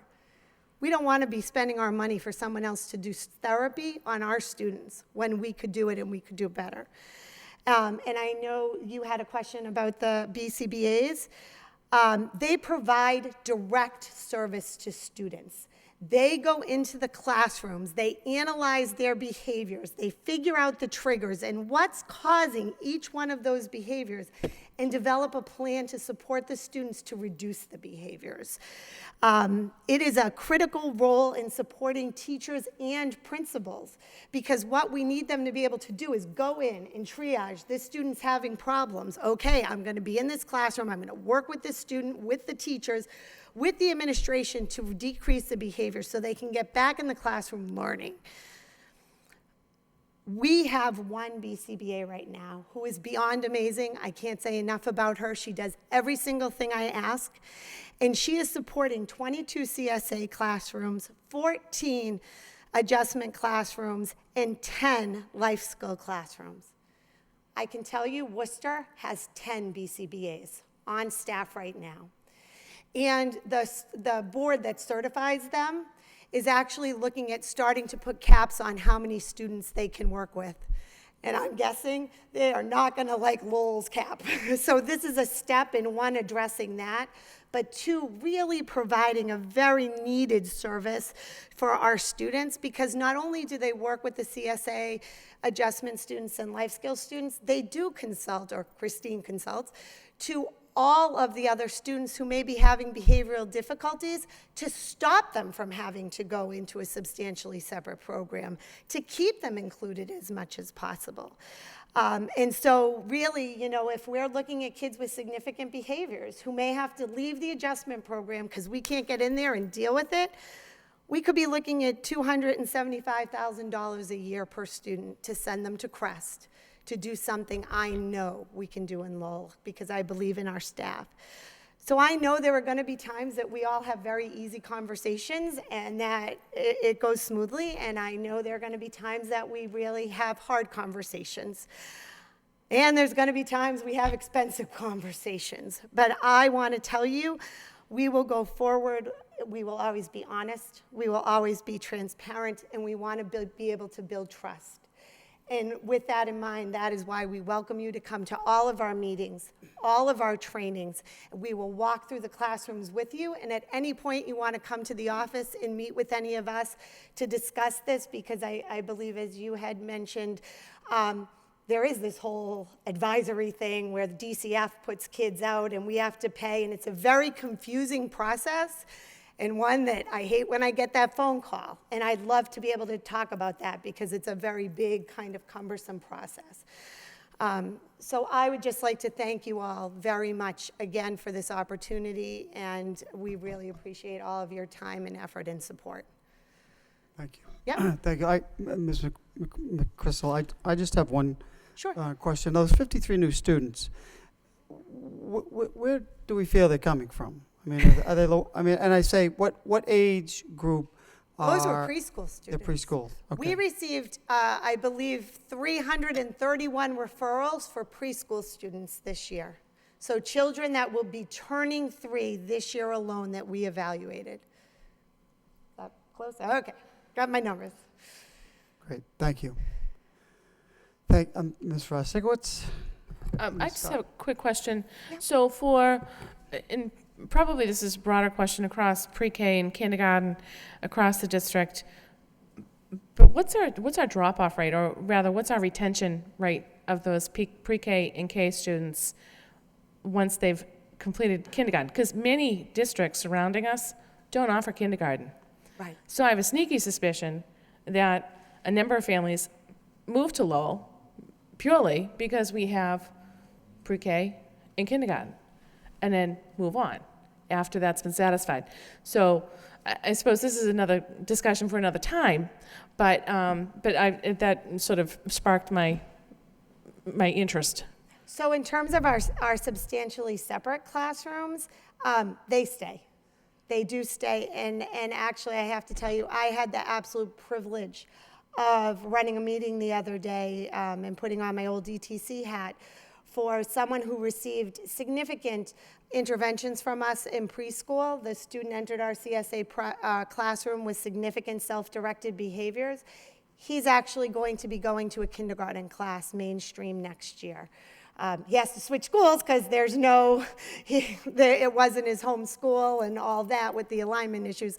But they do stay and they do receive services from us. I would absolutely look into some of the kids who maybe receive speech only and some of those other pieces. I'd be happy to look into that and get back to you, but substantially separate kids traditionally stay with us. Okay, Ms. Scott. Thank you. Ms. Ms. Crystal. My question is similar to Ms. Rossikwich. As far as the percentage of students that we're seeing with autism in our schools, is it significantly higher than other towns, or is that something that you, I mean, how quickly is it increasing, like the rate of students that you're placing? It is increasing significantly. The actual rate of autism in the United States is now 1 in 68 students have autism. And so it's a national trend that is happening with all students. We are just absolutely fortunate in Lowell that we have the programs to support the students in our district. What's happening to the surrounding towns is they're having to put them out of district, and then they're now asking for extraordinary relief because their out-of-district budgets have grown so fast. We tried to apply for that, by the way, and they laughed us out of the room and said, Lowell's too big, we couldn't get that, but we'll keep trying. Okay. Again, thank you for the explanation and spending time here. We would welcome you to stay for the rest of the evening. We have a very lengthy budget and lengthy agenda. However, we know that it's been a long day, and today was the last day of school, wasn't it? Correct? Yes, it was. So, thank you very much. Mr. Jenner? I want to make a comment, Mr. Mayor. So I wanted to thank the teachers and administrators for coming down here. Your feedback is always welcomed and important to us. It makes things seem more real here in this room. I know of several success stories in the city of Lowell with special education, so I know it works. And it's only been 6 months for me in this chair, but one thing I've been able to figure out in that 6 months is that investment in special education is a good one, because not only is it good for our children, but it's an investment that has a double whammy, right? Because if we can keep these kids in district, we can avoid these exorbitant costs that we get for sending them out of district. So thanks for your input. All right. Thank you. Thank you very much. So we'll go back to the original, we are on the budget, so we'll go back to the line item of personnel. There are some adjustments that's going to be made to the special ed teachers. That's going to be reduced, the FY, that's actually FY15, that line item, Mr. Lang. That's going to be reduced from 178 to 172. New line, bottom line for that line item is $12,144,100. That is going to, and we're also going to reduce the, what was the other line item? Paraprofessionals from 4,550,634 to 4,467,872. New bottom line, 21,362,955. Motion by Mr. Jenner, second by Mr. Leary, to adopt that new bottom line under personnel, 2300 special ed. Discussion? Roll call. Ms. Martin? Yes. Ms. Rossikwich? Yes. Ms. Scott? Yes. Mr. Conway? Yes. Mayor Elliott? Yes. Mr. Gendron? Yes. Mr. Leary? Yes. 7 yeas, approved. Moving on to non-personnel, Ms. Martin? Okay. Or Ms. Rosigowitz? It was my idea. Actually, we've been talking about this. So I'm proposing, or I'd like to make a motion to reduce contracted services UTEC alternative diploma program and place that into suspense. And here's my rationale. Over the past year or so, we've worked very diligently to create our career academy.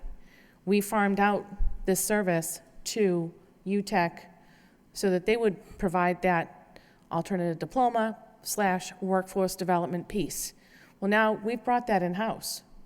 So in my view, I think it would be of greater benefit if we pulled back half of those funds, $100,000, place that in suspense, and then figure out over the course of this year how we can better use that $100,000 in our alternative education programs within district. Because truth is, I mean, our money should be used to keep our kids in district.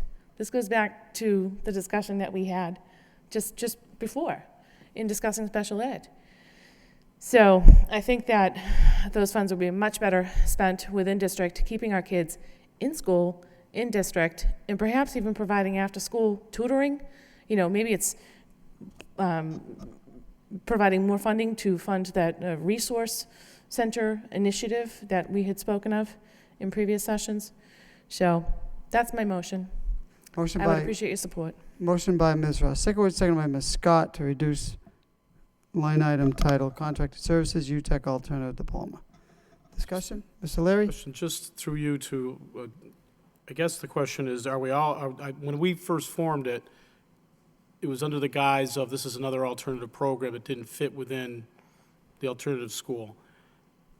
Is that still the case? Do we still have spaces for this? Is this still a program that's worthy? I mean, there's a whole list of questions I have.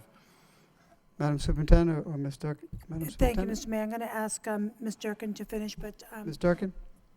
Sure. At present, we have 34 students presently at UTech being serviced.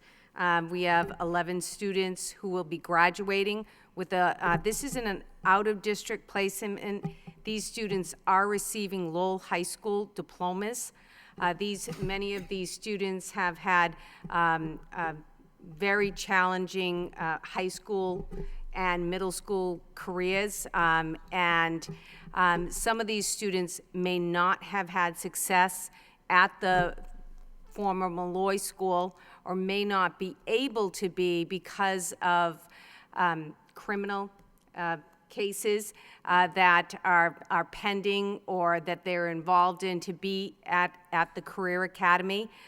This program is level funded and just barely supports the staff that they have in place.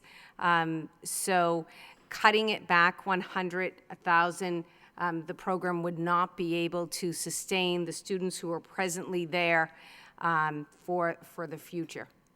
And also, as part of the re-engagement center that we had proposed at a subcommittee in April, UTech is one of the viable options for our students who may be referred from Lowell High School mid-year, who are having difficulties and would not fit into the Career Academy piece. Further, Mr. Leary? Just to, I mean, one of the concerns I've always had with the program not having kind of a good, strong, basis of what the curriculum was. I think that's something we discussed since we started the program. It's got to be 8 years old now. I think it was when I first got on the school committee, we formed it. I think that's part of the question we have to have throughout the year. Do we have a confidence in the results that they are providing? Right now, I don't have an answer to that. I don't know if we simply just cut it at this point. I think what we need to do is really drill down to see if it's having the results. By simply cutting it at this point without having that information, I can't support it at this point. But I think that's an important point. Is it working? Does it serve the students that we need it to? If we don't have it, what is the impact, negative or positive, for the district as a whole? And one of the, if I could speak to that, one of the pieces that we did put in the plan for next year is to really assess UTech, our bridge program for the middle school, and look at not only the academic pieces for the students. Both the director and I have been out several times this year, but really looking at are we providing access to students, and are we able to provide them with the competencies that they need to have a Lowell High School diploma? and make it mean something. So that is part of our plan for next year, is really taking a good hard look at the programs that we have in place and then making recommendations going forward. Ms. Martin? Thank you, and I'm sorry, so the time frame for when we'd be going through this analysis process? We're actually planning to start in September. Could we have an opportunity, and I would think that it would be the subcommittee chaired by my colleague, Ms. Rosikowitz, but the kind of information you're talking about, I think we really do need to be able to look at the continuum. And I would agree. I think there's a lot of information that we would really benefit from having around that program and around some of, Bridge, all these programs. I think it's important that we understand the context that they function in and their outcomes. We really get precious little information on that front. And I understand that you're kind of looking at a September timeframe, but I mean, it may be of use to start that process maybe over the summer, just so that as we're moving forward, where, the committee, the subcommittee's better informed, we can get that information, and then the full committee as a whole could have that as well. This motion, I can understand the reticence. I mean, I certainly don't want to, I don't want to make a decision in a budget format that has, that ruins a program. But I do think that the message has to be very strong that we need more information about this program, that the investment where, $200,000 investment is certainly significant. We need to have better, stronger information, moving forward to be able to continue supporting, this and other programs. Thank you, Ms. Martin. Mr. Conway? Thank you, And Mr. Mr. Mayor. Turnbull. Through you, Mr. Mayor, to the superintendent. Have we received, it's my understanding, was it 9 years that this program has been going on right now? Is that correct? About that, yes. All right. Have we been receiving any updates on any type of statistical data? Have we received any as a school committee? I can check to find out for you if in the years past, if there have been any reports that have been brought forth. I'd be happy to look through old records and give you that information. Well, I think that if, again, I don't want to make it a Herculean task to go through all sorts of records here. But the bottom line is, I don't recall. I mean, I've only been on the committee for about 7 years or 8 years, and I don't recall any information. And I can certainly I can see why there's a concern. I mean, we're looking at the budget. We obviously have people that we have to report to, should we say, and that's the taxpayer. They want to know where this money is going. And we have a line item of $200,000. And again, as my colleague, Ms. Martin, said, we don't want to take a program and completely destroy it, dismantle it. The question there's a couple questions I have on this. How many staff members are there in that on that UTEC program that we're involved with? We have one full-time education director, 3 full-time certified teachers, 0.5 physical education, part-time instructor without benefits, 2 AmeriCorps volunteers, and the other pieces are 0.35% of the evaluation director, and 2 full-time transitional coaches. Now, how many students did you say we have? We have, they service 48 students this year, and they're graduating 11. So we have a director for 48 students, a director. A director, Okay. yes. Another question I have is that... It's not a director's salary that is equal to the director's salary for the Lowell Public Schools. And neither are the teaching staff positions. I would hope not for 48 students. $200,000, do we fund the entire program, or there are funds coming in from other sources, or what? Do you have any idea what the cost of that program? No, we don't fund the entire program. The program has been funded through a grant a state grant for the past couple of years, and they are currently reaching out for additional grant opportunities to provide the additional supports. So the $200,000, what percentage are we actually paying for that program? Do you have any idea? The total budget for the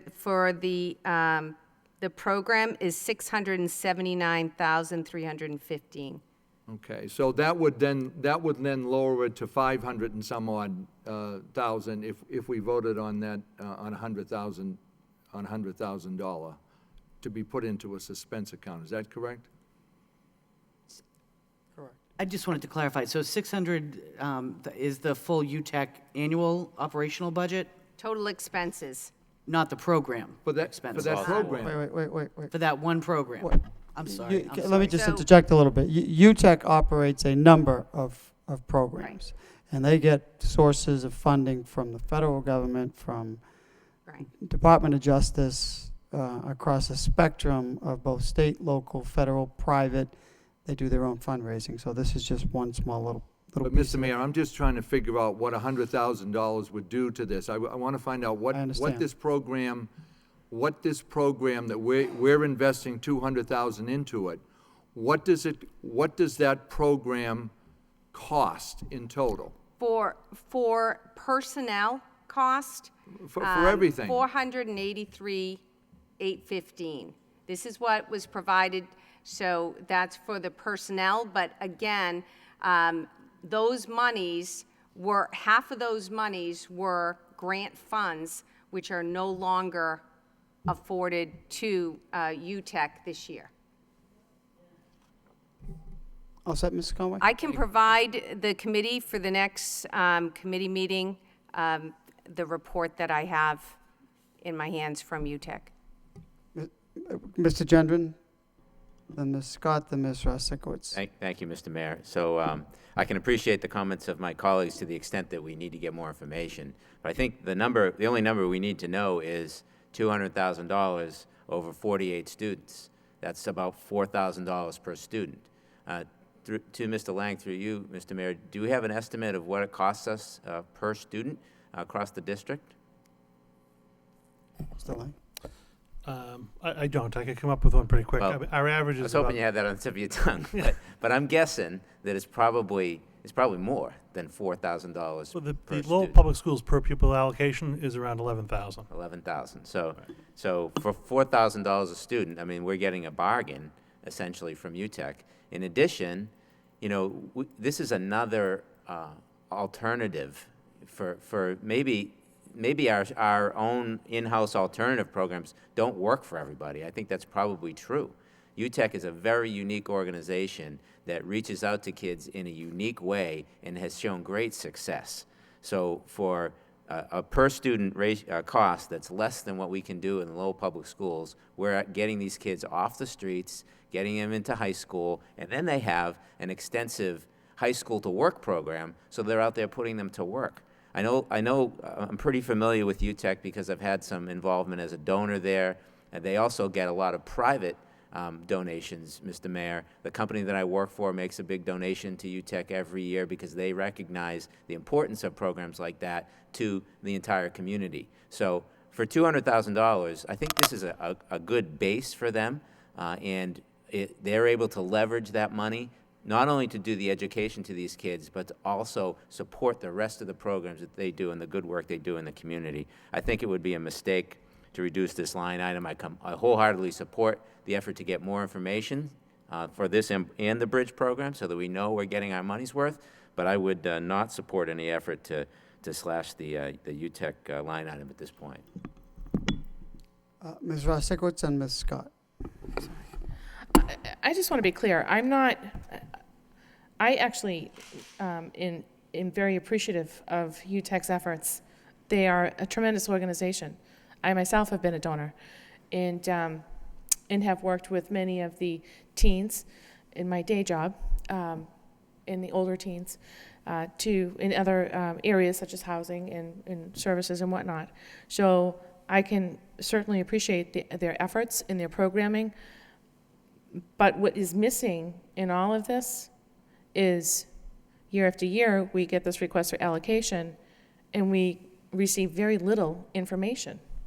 So what I'm merely requesting is that we place 100,000 into suspense until we receive further information. It's not to say that they're not going to get that money. It's to say that we need more information, and it needs to be provided with our budget documents, just like you provided data, backup data for all of our other programs throughout the district. Thank you. Further discussion on this motion? I can appreciate both sides of the argument. I will say on the city side, we're going through somewhat of a similar exercise with money that comes from the police department and other sources of revenue. And UTEC will be coming to the city council to have a discussion on their programs, the costs, and things of that nature. So, for what it's worth. Roll call on the motion. Ms. Martin? Yes. Ms. Rosikowicz? Yes. Ms. Scott? Yes. Mr. Conway? Yes. Mayor Elliott? Yes. Mr. Gendron? No. Mr. Leary? No. 5 yeas, 2 nay, motion passes. Motion passes. So that will reduce the, for discussion on non-personnel expenses. It was 100. From line item number 2, contracted services, UTEC alternative diploma.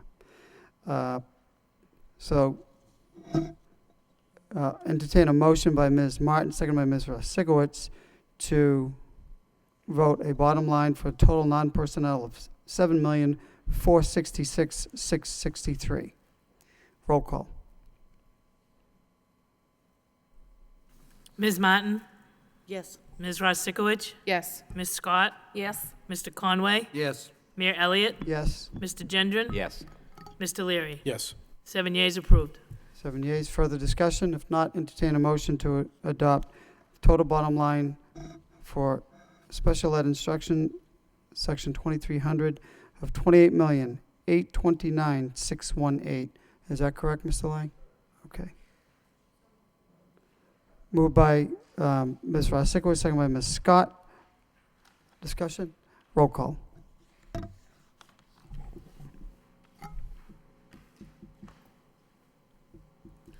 Ms. Martin? Yes. Ms. Rosikowicz? Yes. Ms. Scott? Yes. Mr. Conway? Yes. Mayor Elliott? Yes. Mr. Gendron? Yes. Mr. Leary? Yes. 7 yeas, approved. So one more item, if I could have members revert back to page 33, section 5100, 5200, employee benefits and retirement. That line item will need to be reduced by 65,000, 69,558. 69,558. For a new bottom line of $15,745,046. Motion to approve by Mr. Conway, seconded by Mr. Gendron. Roll call. Ms. Martin? Yes. Ms. Rosikowicz? Yes. Ms. Scott? Yes. Mr. Conway? Yes. Mayor Elliott? Yes. Mr. Gendron? Yes. Mr. Leary? Yes. 7 yeas, approved. 7 yeas approved. Last item will be to transfer an additional $266,598 into the suspense account, which will bring the new bottom line to $572,505. Oh, you're right. I'm sorry. We added another 100. 672,505. 672,505. Motion to approve by Mr. Leary, seconded by Mr. Gendron. Discussion? Mr. Gendron? I'm just curious about the 1.3 million from the charter school reimbursement. Does that go into the suspense account as well? We will take a vote on that one as well. Okay, Correct. thank you. Correct.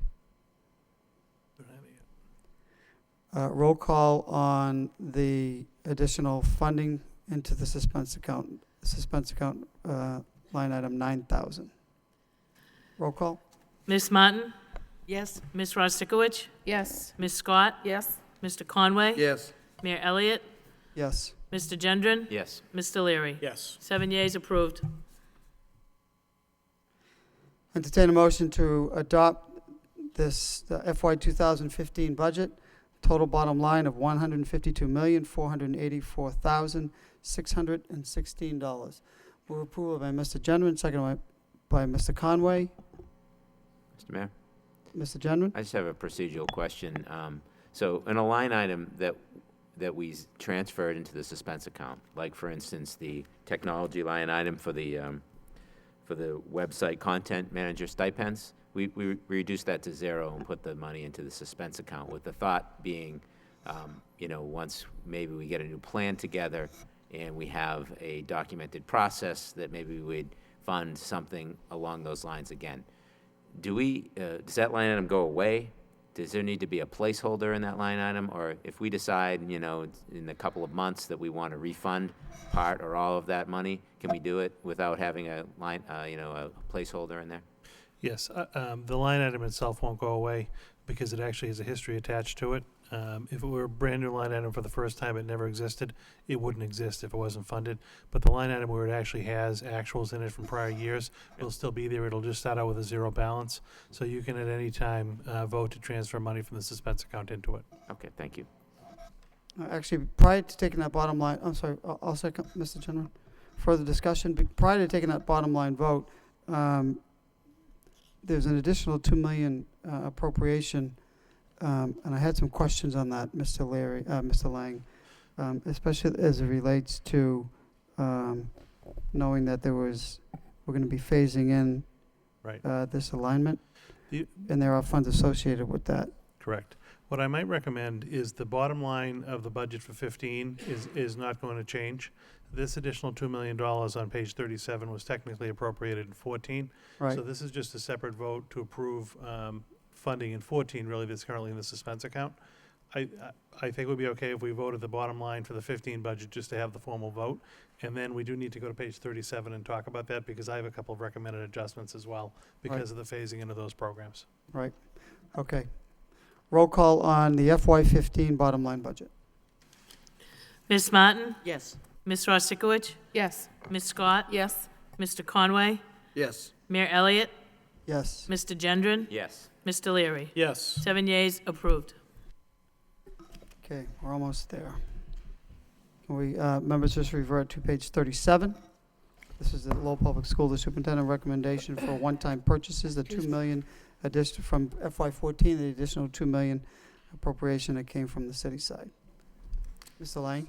Correct. If you look, because of the 2 alterations we just made to delaying the special ed program implementation into year 2, if you look at the 4th section down, the 5 special ed line items, instead of setting up 7 classrooms of CSA, we'll actually just need to set up 6, and that was $18,000 per classroom. So instead of $126,000, we'd be asking for $108,000. And then the line right below that, we wouldn't be setting up 1 new life skills classroom at 15, so we'd be striking that. So basically, to have the same recommendations, just adjusting for those 2 less classrooms. The bottom line, again, I would eliminate the 15, take the 126 down to 108, and the new bottom line would actually be $1,967,000. And I would recommend tonight that the committee approve those expenditures, and then the rest will just remain in the school committee suspense account and can be talked about at a later time. Okay, while we're on that page, just on line item, it's operation and maintenance, it's $200,000 for realignment and office space relocation costs. Correct. It's twofold. It's a placeholder to provide both, as we move out of the Rogers School, our central administration office over the course of the year, to new office space. There will be moving costs associated, packing, things of that sort, as well as the we did account for the minimized reorganization plan. There are still different classrooms and materials that have to move from school to school in the system. So there's going to be a combination of some staff time and also contracted services to make that all happen. This will provide us a budget. I based it off the last time we relocated the Rogers School and additional classrooms in the system, and I think that's a good set aside to start with. Obviously, if there's any funds remaining at the end of the move, they'll remain in the account. I'll bring it back to you and you could reallocate it. And we're hoping not to exceed that, but just based on our last big move, that is a pretty accurate number. Okay. Thank you. Further discussion on this appropriation? Move to approve by Ms. O'Leary, seconded by Ms. Martin. The recommendation to reduce the expenditure to $1,967,000 and transfer the balance of $33,000 to the suspense account. Roll call.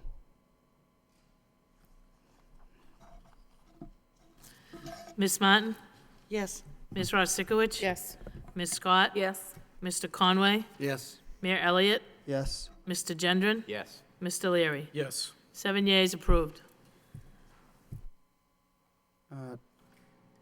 So we need to take a new vote on the bottom line for that suspense account. Do you have that new number, Mr. Lang? Oh, okay, so it's going up to 14. Got it. Okay. That concludes deliberation of the FY 2015 budget, and as well as the additional $2 million for the 2014 suspense account. All set? Okay, thank you.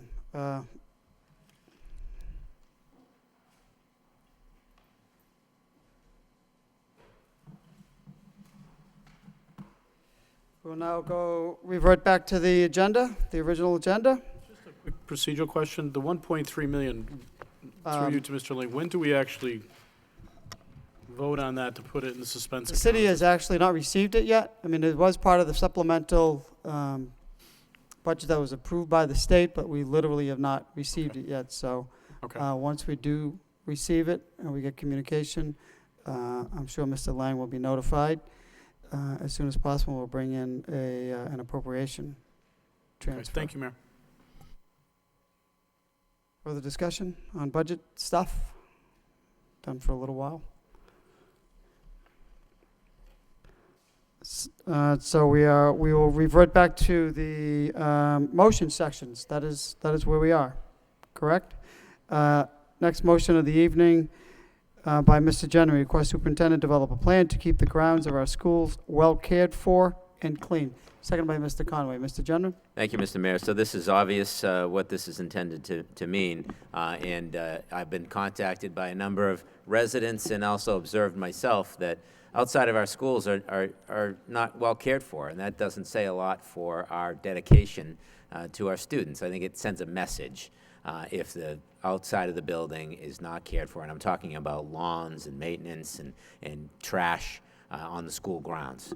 Many of our schools, the grass is 6 to 12 inches tall in front of the building, and that just sends a message that in Lowell we don't care much about our schools, and that's certainly not true. So I'd like to see us have a plan to address that. I know now we put that mostly on our custodial staff, but perhaps we can look into working something out with the city, get something given toward net school spending, so that perhaps the city could take care of that, or maybe it's something we can contract out to somebody that can come and do it in one fell swoop.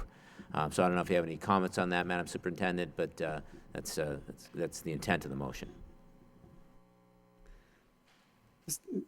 No comments? Okay. Mr. Conway? Yeah, through you to I believe Mr. Lang. Do we have a plan now? I certainly agree with Mr. Gendron. I've talked to the superintendent about a couple of the schools that looked kind of, should we say, shabby outside. Do we have a plan right now in place? Yes, I mean, our plan right now is for our existing building custodial staff to maintain their grounds. So they clean the inside of the building, and they also take care of the grounds, the cutting of the grass, the weed whacking, things as that throughout that particular point of the season. I concur that it's not always 100% up to standard, or what I like to say also. So it's an issue we'll look at. Well, I think also, again, I think this is a good motion. I think if you take a look at the high school, for example, Mr. Martin, and I took a walk around with him a few times, and he told me the different changes that took place.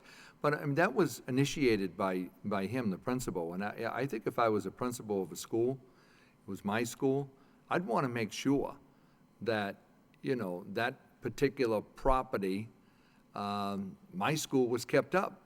I mean, it's just like anyone else. If your own house, you want to make sure that, that's his or her house, should we say. And it'd be a little embarrassing. I'd take a look at some of this, some of the grounds there. I mean, I wouldn't want to call it my house at that particular point of school. I think it's important that we figure out something that's going to enhance the outside of the school. Thank you. Thank you, Mr. Conway. All those in further discussion? Ms. Ross Sikowitz? Thank you, Mayor. I am in full agreement with this motion. In going door to door last summer in particular, I heard a good number of complaints from residents surrounding schools as to the lack of land maintenance, grass growing very high, not maintained very well. Obviously, it became a second priority or a last priority relative to everything that had to happen inside the school.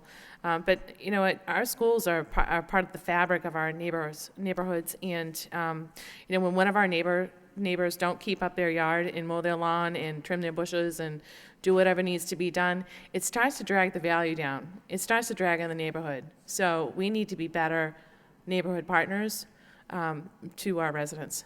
Thank you.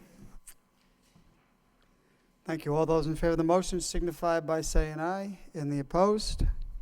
Motion carries. Next motion of the evening by Mr. Gendron, request the superintendent provide a report on qualifying requirements and percentage of students that receive free and reduced lunch by school. Second by Mr. Leary. Mr. Gendron? Thank you, Mr. Mayor. This motion speaks for itself. I'm just looking for perhaps an Excel spreadsheet. I noticed that I put this motion on before we got the printed budget, and a lot of this information is actually on those pages. But still, it'd be nice to have a summary sheet that I'm sure you have that information that you can whip out an Excel spreadsheet pretty quickly. Thank you. Thank you, Mr. Gendron. All those in favor of the motion signify by saying aye. And the opposed? Motion carries. Next motion of the evening by Mr. Conway, to ask the superintendent to give an updated report on sport-themed schools. Seconded by Mr. Leary. Mr. Conway? Thank you, Mr. Mayor. Again, I think it's self-explanatory. We started off with 3 sports, with wrestling and field hockey and tennis. And again, I'd like to see an update on the effectiveness of that program and also what we're planning for next year, whether we're going to enhance this or not in that particular area, or perhaps add another sport on, or stay what we have. And to make sure that, again, some of the parents I've talked with said that they would have liked to see one of those sports in their particular school. So I'd like to have that planning team perhaps sit back down again and try to figure out how we could expand that, because I think it was a great program for the kids. Thank you, Mr. Mayor. Thank you, Mr. Conway. Further discussion on this motion? All those in favor signify by saying aye. Aye. And the opposed? Motion passes. Next motion of the evening, number 15, by Mr. Gendron, request the superintendent investigate providing portable toilets at Lowell High School athletic fields. Seconded by Ms. Scott. Mr. Gendron? Thank you, Mr. Mayor. This motion actually came out of Friends of Lowell High School meeting that I attended last week. And several of the parents pointed out that in some of the fields, especially around Colley Stadium, they are pretty remote from the only bathroom. And, the students have to trek a long way, and the spectators have to trek a long way to get to the bathroom if they're at a game. So we thought it might be worth looking into the possibility of putting some portable toilets out there. Thank you. Thank you, Mr. Gendron. All those in favor of the motion signify by saying aye. Any opposed? Motion carries. Next motion of the evening by Mr. Gendron, request superintendent mandate teachers to participate in the parent portal at Lowell High School. Second by Mr. Larry. Mr. Gendron? Thank you, Mr. Mayor. This actually came out of discussion at the same Friends of Lowell High School meeting and also through my own experience as a parent. Some teachers at Lowell High School use the parent portal, and it makes communication with students and parents so much easier. Homework assignments, test grades, direction from the teachers can all be right there online, and it makes everything so much easier. So it seems only logical that we would look into trying to provide this have all teachers provide this, and I think it makes everybody's life easier. It probably makes their life easier as well. So if that's something we could investigate, I'd appreciate it, Madam Superintendent. Thank you. Thank you, Mr. Gendron. Mr. Conway? Yeah, thank you, Mr. Mayor. Obviously, it's a positive situation, and I know that some of the teachers I've talked with, they enjoy doing that. The only problem I have with this particular motion is the terminology when you're talking about mandating teachers. And I think that this is something that, during collective bargaining, we could certainly bring this up and talk about it if this is something that's important to us. And I think it is for the most part, generally speaking, with the school committee, that's something that we can discuss during the collective bargaining. But at this particular point, you can't mandate the teacher to do that. I think it's certainly asking for volunteers and encouraging that, I think is a great idea, but that's the only thing. I mean, I like the spirit of it, but certainly not the terminology of mandate. I can't go along with that. Madam Superintendent? Yes, Mr. Mayor. Right before this committee was sworn into office, we began talking about the technology pieces of the negotiations. Part of the negotiations ongoing are all of these technology pieces, which began, and now we're in that next cycle, so they will definitely be part of the negotiation system, and we'll be working that, all of us together, so yes. Mr. Gendron? Thank you, Mr. Mayor. So if you don't mandate it, then not everybody will do it. And the idea is to have consistency across the board. All teachers keep track of grades. All teachers give homework assignments. What's the difference between putting it on the computer or doing it through photocopy or whatever it might be? In fact, I think it's probably easier for everybody if we do it on the portal, on the computer. We have this expensive software that we paid for to make everybody's life easier. I don't know why this is something that has to be bargained. I think this is something that teachers should want to do, and it's not causing extra time or effort. It's the same effort you have to do anyways. You have to keep track of grades. You have to communicate with teachers. Why do we have to bargain it? I mean, to me, that says there needs to be more money involved. You got to get paid more to use the portal. I mean, I guess maybe I'm new at this game, but that just doesn't make common sense to me. I think it's something that teachers should have to do, and it makes our school system more professional. It makes everybody's life easier, parents, students, and teachers. Ms. Martin? Thank you very much, Mr. Mayor. I think overall, and I certainly think this committee as a whole has been very supportive of the portal and all the technology investments that we've made, across the district. It's obviously something that we care very, very strongly about. To the point of the mandate, basically what we're doing is changing a job description. So when you change a job description of what teachers are required to do, it does fall into the realm of negotiation. I can understand my colleagues the recognizing sometimes the lack of common sense in some of these situations, but it is our contract is very structured, and that's to our benefit sometimes and sometimes not. But the reality is that if you're changing a portion of the job description, for lack of a better word, it does fall under the, my experience has been that it does fall under the collective bargaining process. And that I think in a situation like this, I think we will see a very positive response from teachers. I think there are a lot of teachers who have been, who really welcome this technology. And I think that, you know, I think that we'll certainly be able to incorporate this into our negotiating strategy, and looking forward to that. But I do think that, unfortunately, the mandate part of this does fall in the collective bargaining arena. Just real. Mr. Leary. I appreciate the maker of the motion's intent. I mean, Mr. Leahy and I first brought this up years ago. It was our intent that this would be something that would benefit and help the teacher. I think the argument that Mr. Gendron makes regarding the grade book makes a lot of sense. Unfortunately, it is a collective bargaining issue. The frustration for folks that don't do it is it's just sad.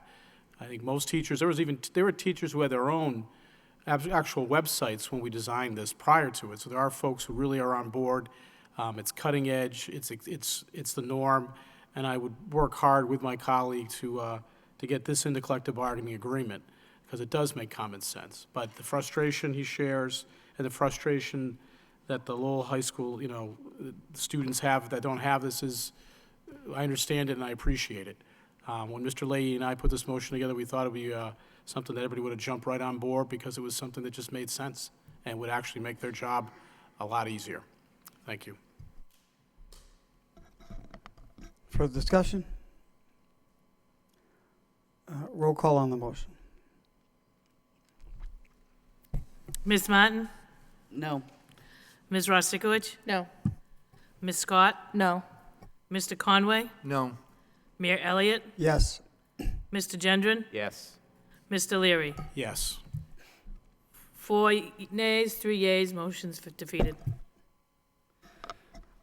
Next motion of the evening. Next motion by Mr. Leary and Ms. Scott. Request the superintendent contact Congresswoman Nikki Tsongas and seek her assistance in providing support at the federal level for additional federal assistance to local school districts, including Lowell Public Schools, to support the direct cost of educating newcomer and refugee student populations enrolling in public school districts. No second necessary. Who would like to go first? Ladies before gentlemen. Ms. Scott. Thank you very much. I recently requested some numbers from Mr. Lang about the number of students that we've brought into the district. It was a shocking number, actually, to me. We've kind of done it piecemeal, adding a classroom here, a classroom there for the newcomer population. Our district has received 1,069 new students in the last 5 years. The children have limited English, and many of them have experienced substantial trauma. There's a lot of cost associated with that for the district. It is very important that we meet their needs. It's a very fragile population. But this strain on our budget and the strain on existing students and on the taxpayers of the city of Lowell is something that we really need to reach out and try to get some assistance, that we should not be bearing this alone. Thank you. And just to, really, everything that I think what was said is important. I think right now that we're really being impacted financially from this as well, and we need to reach out. It's one thing if your average cost per pupil is $11,000 to $12,000, and the cost is $20,000 to educate somebody. It doesn't make a lot of sense that we're dealing with this without the assistance of the federal government, who essentially are bringing in the newcomers to our district. I think a lot of our staff have done a great job. They really appreciate it, and really, they essentially fall in love with the students and want to do a great job. But we are being financially impacted in other areas, and we need the assistance from the federal government. So I appreciate my colleague for working with me on this motion, and I hope full acceptance. All those in favor of the motion signify by saying aye, and the opposed? That motion carries. Next section of the agenda, subcommittee reports. Joint Student Support Services and Finance. Approval of the minutes of the meeting of Tuesday, May 20th, 2014 by Madam Chairperson, Ms. Rostikowicz, and Mr. Leary, Finance Chair. Motion to approve the minutes, Mayor. Motion to approve by Mr. Leary, seconded by Ms. Rosikowicz. All those in favor signify by saying aye. And the opposed? Motion carries. Next on the subcommittees, Finance, approval of the minutes of the meeting of Tuesday, May 20th by the Chair, Mr. Leary. Just approval of the minutes, Mayor. Motion to approve the minutes by Mr. Leary, seconded by Mr. Genrin. Motion to accept and place on file. All those in favor signify by saying aye, and the opposed. Motion carries. Next report, technology report and approval of the minutes of the meeting of Wednesday, June 11th, 2014 by the Chair, Mr. Genrin. Thank you, Mr. Mayor. I would like to give a few comments, but I will be brief. There were 3 items that we took up for discussion at the Technology Subcommittee. One was a motion by Mr. Leary to get a report from the MIS director regarding budgeted technology for the coming year.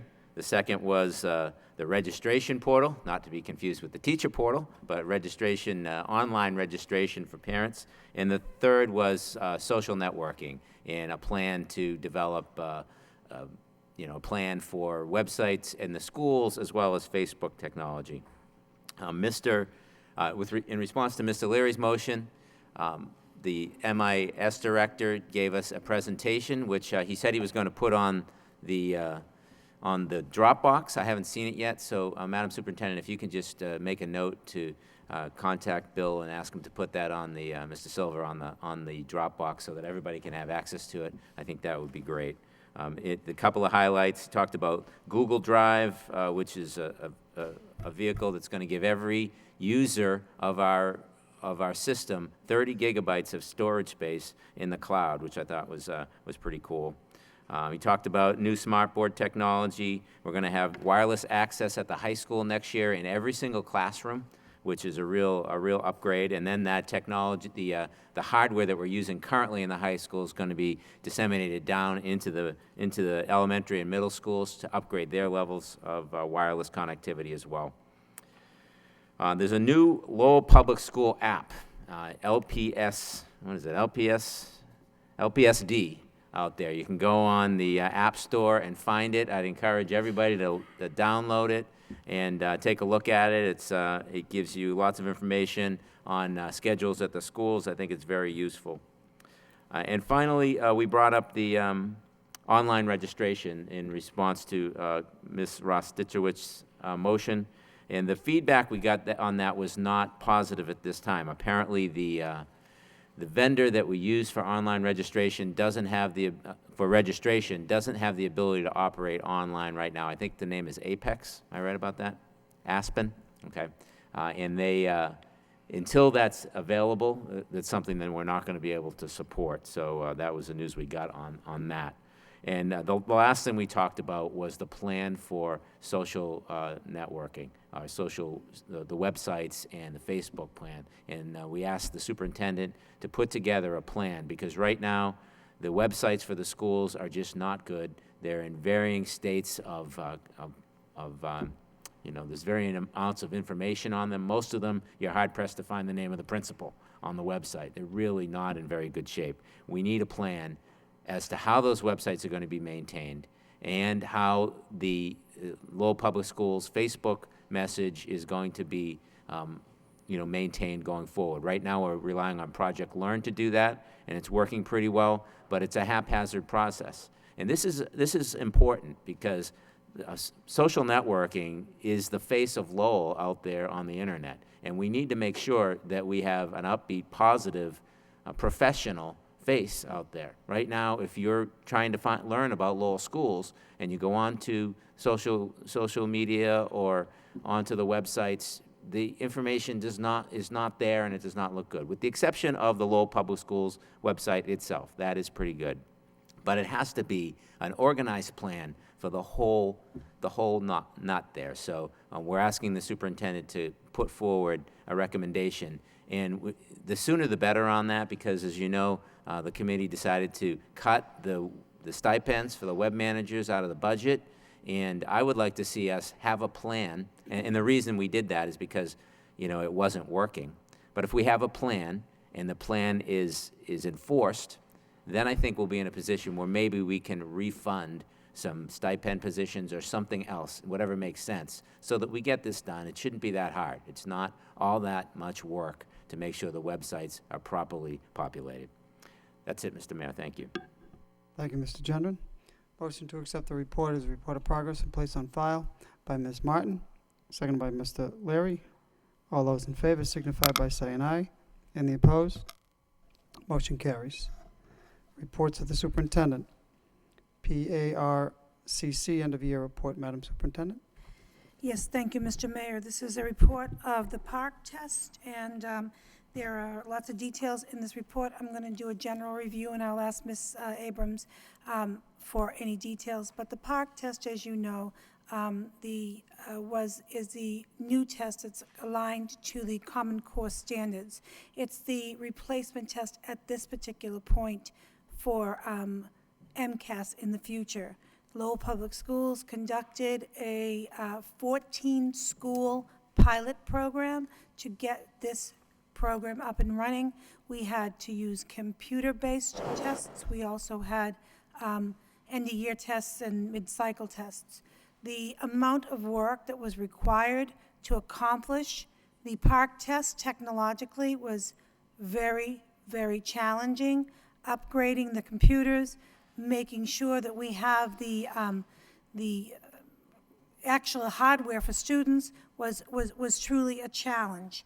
And so it was the first test through. We do not see the data the first round, to be honest, but we had to use quite a bit of work, especially our IT department did a phenomenal job. Our people, our principals and teachers on site were very patient. But we really found that we are at a true disadvantage of what we have for the hardware to be able to do this work. We do have some numbers on the second page talking about what it would cost for us to implement in the years to come, to have wireless updates for carts, to have keyboards and headphones for young people, and also what it takes to set up just to get ready for the PARC test. Next year, the Department of Education let all districts know a short time ago that we were going to have to make a choice, whether it be MCAS or PARC. There are advantages to both sides. If you look at the third page of this report, Ms. Abrams has identified those challenges. What the advantages or disadvantages might be. When you look at it, we have to participate in one or the other in 15. We will have to take the complete PARC test in both ELA and mathematics. You have to make that total choice. There is going to be a choice in the PARC. There will be some paper pencil, but we still have that challenge to be able to get the resources in place. We have to make sure everything's loaded into SIMS. We are what we call SIF compliant, which we have all our data in the particular places, but it's going to be something we'll have to get to upgrade. In 15, we have to have an online delivery, and we have to have more functionality.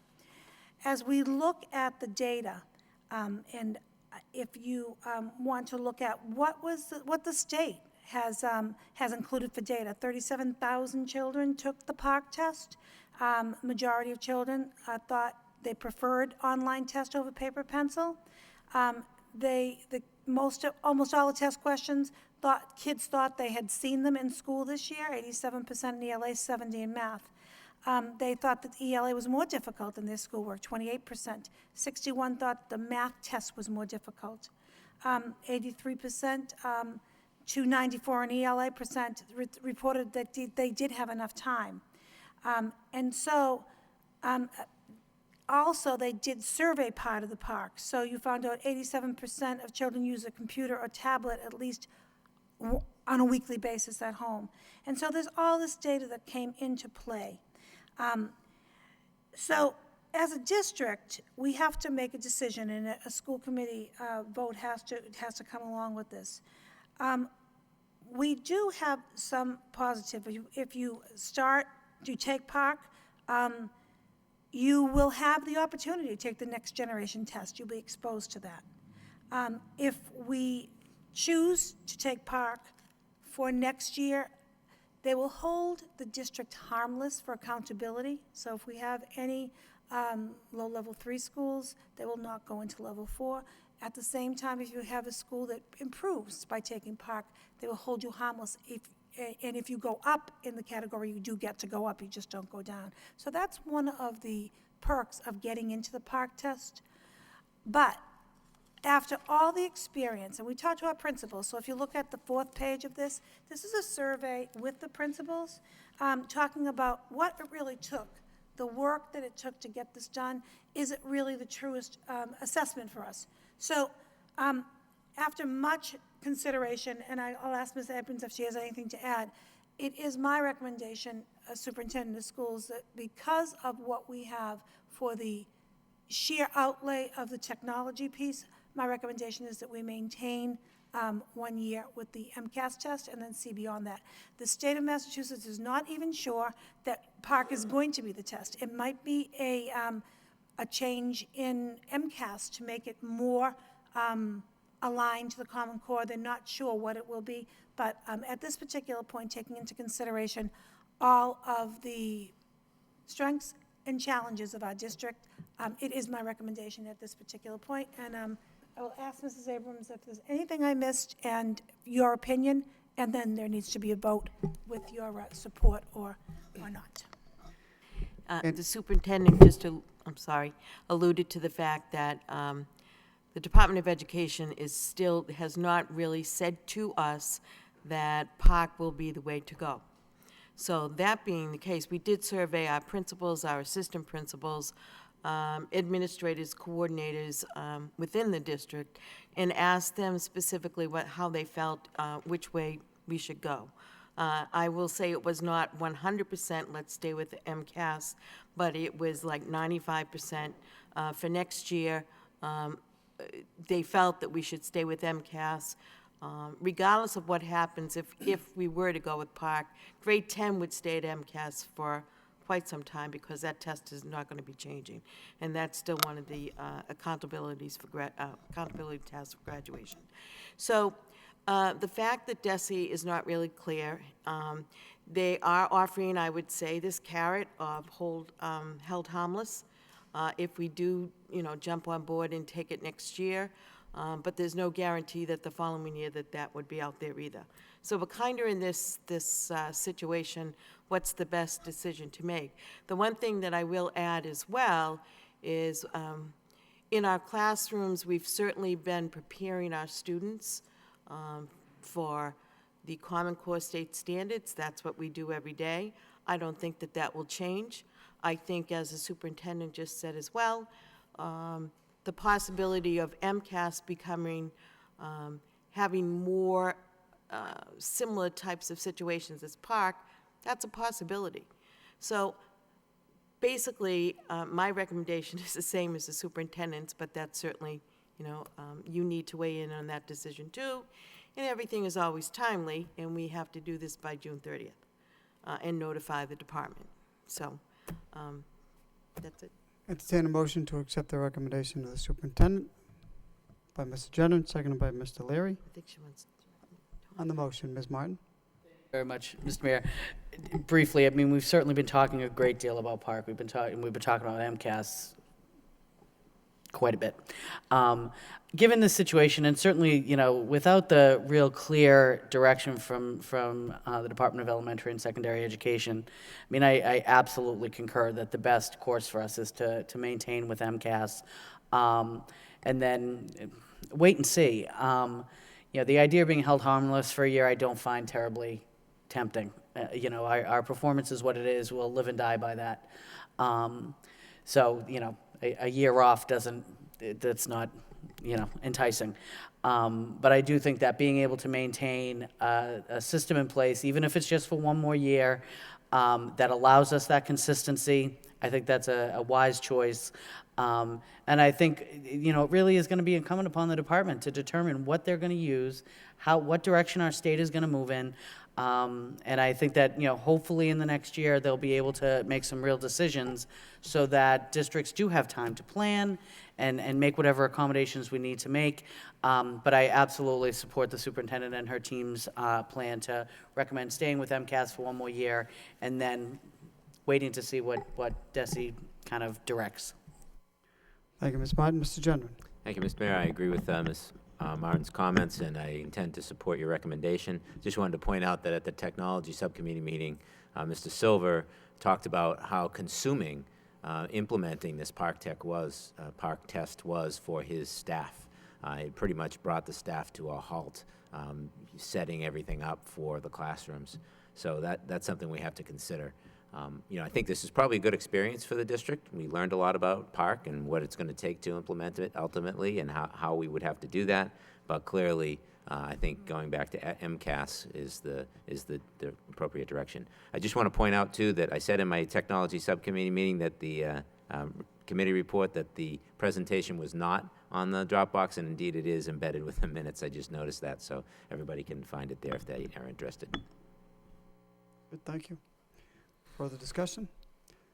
Roll call. Ms. Martin? Yes. Ms. Rostikowicz? Yes. Ms. Scott? Yes. Mr. Conway? Yes. Mayor Elliott? Yes. Mr. Gendron? Yes. Mr. Leary? Yes. 7 yeas, approved. Motion approved. Moving on to item number 22. Entertain a motion to accept the report as a report of progress by Ms. Martin, seconded by Ms. Rostikowicz. All those in favor signify by saying aye. And the opposed? Report is accepted as a report of progress. Next item is item number 22. Let's proceed with the agenda.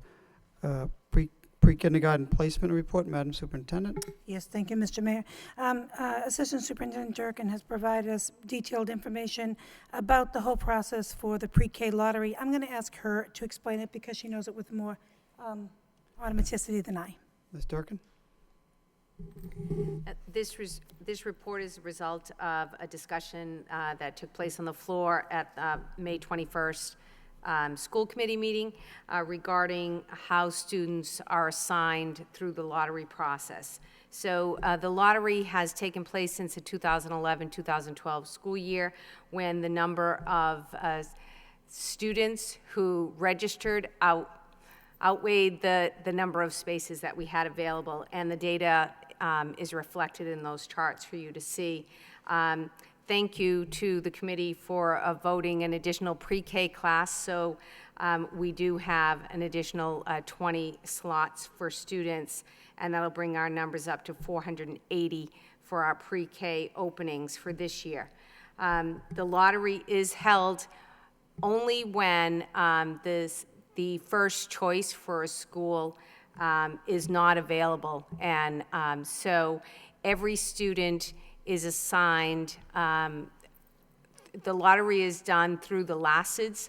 They assign a random number to the LASIDs through an X2 random number generator.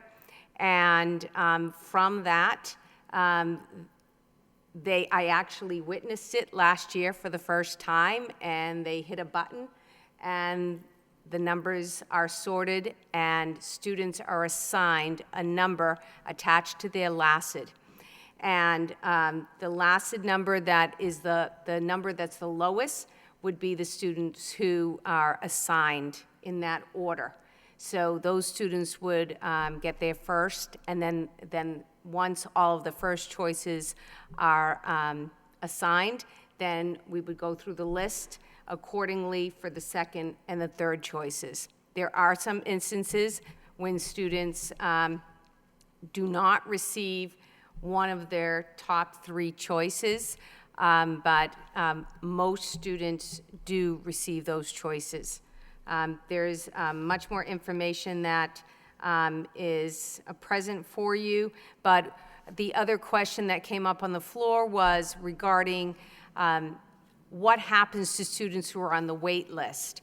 So students who do not get a slot through the lottery, they are put on an active wait list, and through the Family Resource Center and the Early Childhood Center. Parents are contacted via a letter, and that letter explains to parents the options that they have in the community. So there are a number of providers that work very closely with our Early Childhood Center, and our early childhood folks would make contact with them on behalf of the families, and based on if they meet the qualifying criteria for the placement in one of the programs in the community, our staff would work with them to help them fill out the application and get things going. So we have our staff meets monthly with an advisory council that is collaborative with all the center-based programs, so that they speak monthly about the wait lists that they share. For example, Head Start most recently reported 273 children on their wait list, with 96 openings for the fall. So they work very closely and collaboratively together to support our children. Thank you, Ms. Durkin. Motion to accept the report as a report of progress and place on file by Mr. Generin, seconded by Ms. Ross Sigowitz. All those in favor signify by saying aye, and the opposed. Motion carries. Item number 23, Personnel Report. Madam Superintendent. Yes, thank you, Mr. Mayor. This personnel report is our monthly update on the coming and going of the Lowell Public Schools, but I do want to take a moment to acknowledge the retirement of someone who you all know very closely and well, June Cormier, Executive Confidential Secretary. I invited June so she could hear us talk about it, but that was not the kind of invitation we want from her. But I just wanted to take a moment. The 27 years that she's worked in the district, and I know you all know her very well, you're working with her all the time, has been phenomenal work. She's worked for 4 superintendents. She started as the project director, working on the beginning of the equity piece for Mr. Peter Stamus, and then went on to work for Superintendent George Sapasaris, Superintendent Carla Bear, Superintendent Chris Scott, and now with me. And the ultimate professional, the ultimate lady, the ultimate supportive person. And I just didn't want, although these names that are here are phenomenal people, I just wanted to take this moment personally and professionally to say we have been so lucky. And I cherish the time that I've had working with this true professional. I just wanted to point that out and, make that public. So thank you for that. Thank you, Madam Superintendent. Mayor, just Entertain a motion to accept the report and place on file. hold on a second. I want to just say I completely just want to echo your comments about June. I think working with her for 8 years it's been a real pleasure, and she's really going to be missed. When I heard she was retiring, I was actually very, I was just angry, because she's just a lot of fun. She's a lot of fun to work with. She makes this enjoyable. We've had a lot of tough. I was angry. What are you laughing at me for? I want to say, June, if you're watching, thank you very much for your service, and you're really going to be missed, because we went through some tough times and you made it palatable. Thank you very much. Thank you, Mr. Larry. Mr. General.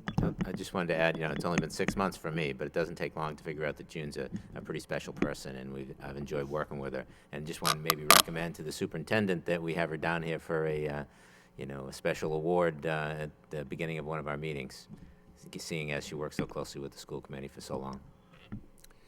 Mr. Thank Conway? you, Mr. Mayor. I also want to wish her the best, and I have to say I've known her for many years, being in the system, and she's been a real joy, extremely competent, very helpful, and as Mr. Leary said, I think quite a sense of humor too, to put up with us day after day, week after week, and year after year. So again, congratulations to her. Thank you. Ms. Martin and Ms. Thank you very much, Sikowitz, Mr. Mayor. Scott? I know this will get particularly redundant, but, certainly adding my thanks for June Cormier's work on behalf of this district, on behalf of us as a committee, the administration, really at every level. She has an impact. She has been the welcoming face in the superintendent's office for many, many years. I've certainly had the great pleasure of being able to work with her for 15 years now. She is faced with sometimes, I think, just unbelievable charges to try to, certainly in and of itself, trying to wrangle the 7 of us into a room at any given time is a challenge. And she has always done it with great humor and has just been really wonderful to work with. So I wish her the very best in her retirement. I know she is looking forward to it, and just offer my thanks to her for all the many years of work she's given to the city of Lowell and to the Lowell Public Schools. Thank you, Ms. Martin. Ms. Ross-Sikowitz? Thank you, Mayor. I've often thought, when I see our emails go back and forth, and June attempting to coordinate scheduling for meetings, that sort of corralling all of us, as the 7 of us, is akin to trying to corral feral cats, feral crazy cats. So, yes, it is a very dramatic statement. So, at any rate, she really is just so sweet and even-keeled, and I implore her to thoroughly enjoy her retirement. She absolutely deserves it. Thank you. Ms. Scott? Thank you, Mr. Mayor. I would just like to echo the comments that have already been said. June has been kind, sweet, professional. She's dealt with all of us in our crazy, hectic schedules. And I hope she really enjoys her retirement and doesn't come back too often. And I don't know if June will like coming here on the floor to receive an award, but she will. She certainly deserves one. Thank you. I hope she comes here, because since I've been the mayor, I've received hundreds of emails. I've not seen her once, so this will be the first time. I know that's because we're both busy, so I want to see her here getting that award. But my thanks to her as well for putting up with certainly my crazy schedule, as well as I know my staff, Celine Gettings, has nothing but wonderful words for her and her dedication and her diligence. So look forward. I'll entertain that motion. Entertain a motion to accept the report as a report of progress and placed on file by Mr. Genren, seconded by Mr. Leary. All those in favor signify by saying aye, and the opposed, that motion carries. Madam Superintendent, list of eligible teachers. Yes, thank you, Mr. Mayor. It's your monthly update of the list of eligible teachers by department that we see every month. Move to approve by Ms. Martin, second by Ms. Ross-Sikowitz, to accept and place the report, accept the report of progress and place on file. All those in favor signify by saying aye, and the opposed, motion carries. Item number 25, fingerprint-based criminal checks update. Madam Superintendent. Yes, this is an update on the Chapter 459, Acts of 2012, where we have mandates to conduct fingerprinting in the district. And so, of course, we continue the Corey checks, but this is now a system that goes deeper than that. And so I bring you to the third paragraph. We are gathering information from new employees. We are continuing with the checks. All new employees hired after July 1, 2013 must have fingerprinting done per new legislation. Each employee has signed a document that will be responsible for the cost of fingerprinting, and each will have a Corey check as well. However, in this particular report, it tells about people who may or may not have to be fingerprinted, short-term volunteers, field trip volunteers, additionally. And there's lots of different pieces of the law that we need to develop policy for, and it's detailed. And I do not think that tonight is the time, but I would request a motion to refer this to the policy subcommittee, because policy has to already be determined. And, you know, school systems and the they're in the process of writing this policy, but I would suggest that as our next step, because there are many details that will not be helpful at this moment. Entertain a motion to refer this report to the policy subcommittee by Mr. Conway, seconded by Ms. Scott. All those in favor of the motion signify by saying aye, and the Aye. opposed. Motion carries.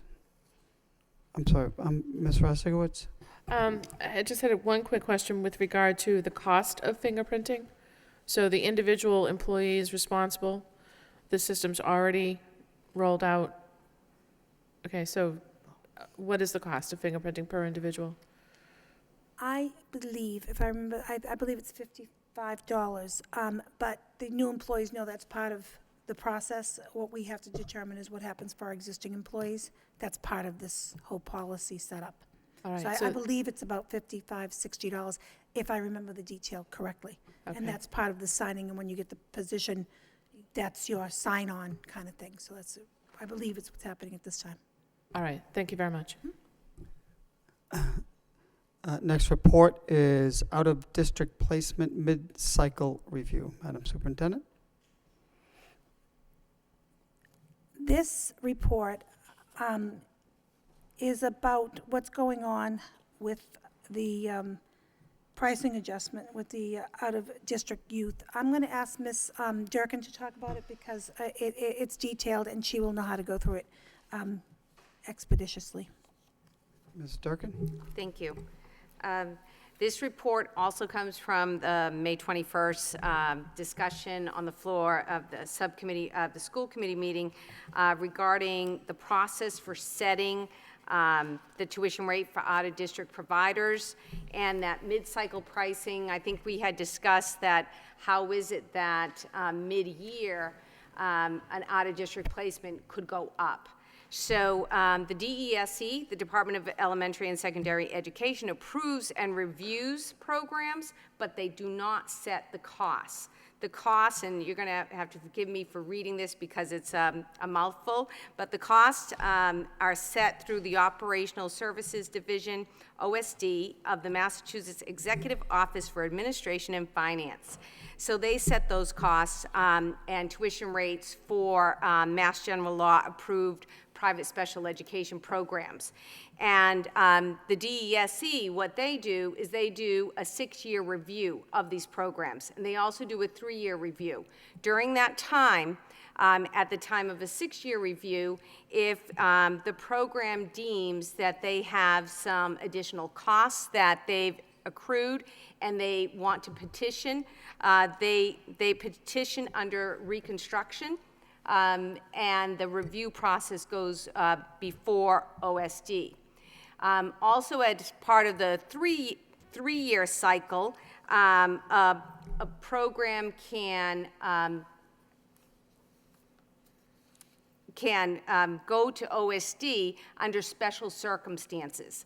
And they may have to go there because of a corrective action measure that's been looked upon as far as a program deficit. So as part of that, they may need, there might be something that through a local board of health that they say that the program is substandard, and they may also have to, at that point, look to extraordinary relief and ask the OSD for additional funds. So it's through a petition process, an appeal process, that each of these special programs requests additional funds, and they're looked at through the review process. I did attach for you the current OSD rates for in-state and out-of-state programs, and I also attached the CREST Collaborative, which the Lowell Public Schools was one of the founding members of this collaborative, and through this collaborative, we're able to get resources for our students at a reduced rate, and that's articulated in the document as well. Thank you, Ms. Durkin. Entertain a motion to accept the report as a report of progress and placed on file by Mr. Conway, seconded by Mr. Genron. All those in favor signify by saying aye, and the opposed, that motion carries. New business, item number 27, vote to accept the grant of $3,000 to Idea Camp and ISR and Space Systems, UTC Aerospace Systems. Motion to approve by Ms. Martin, second by Ms. Scott. Roll call. Ms. Martin? Yes. Ms. Ross Sikowicz? Yes. Ms. Scott? Yes. Mr. Conway? Yes.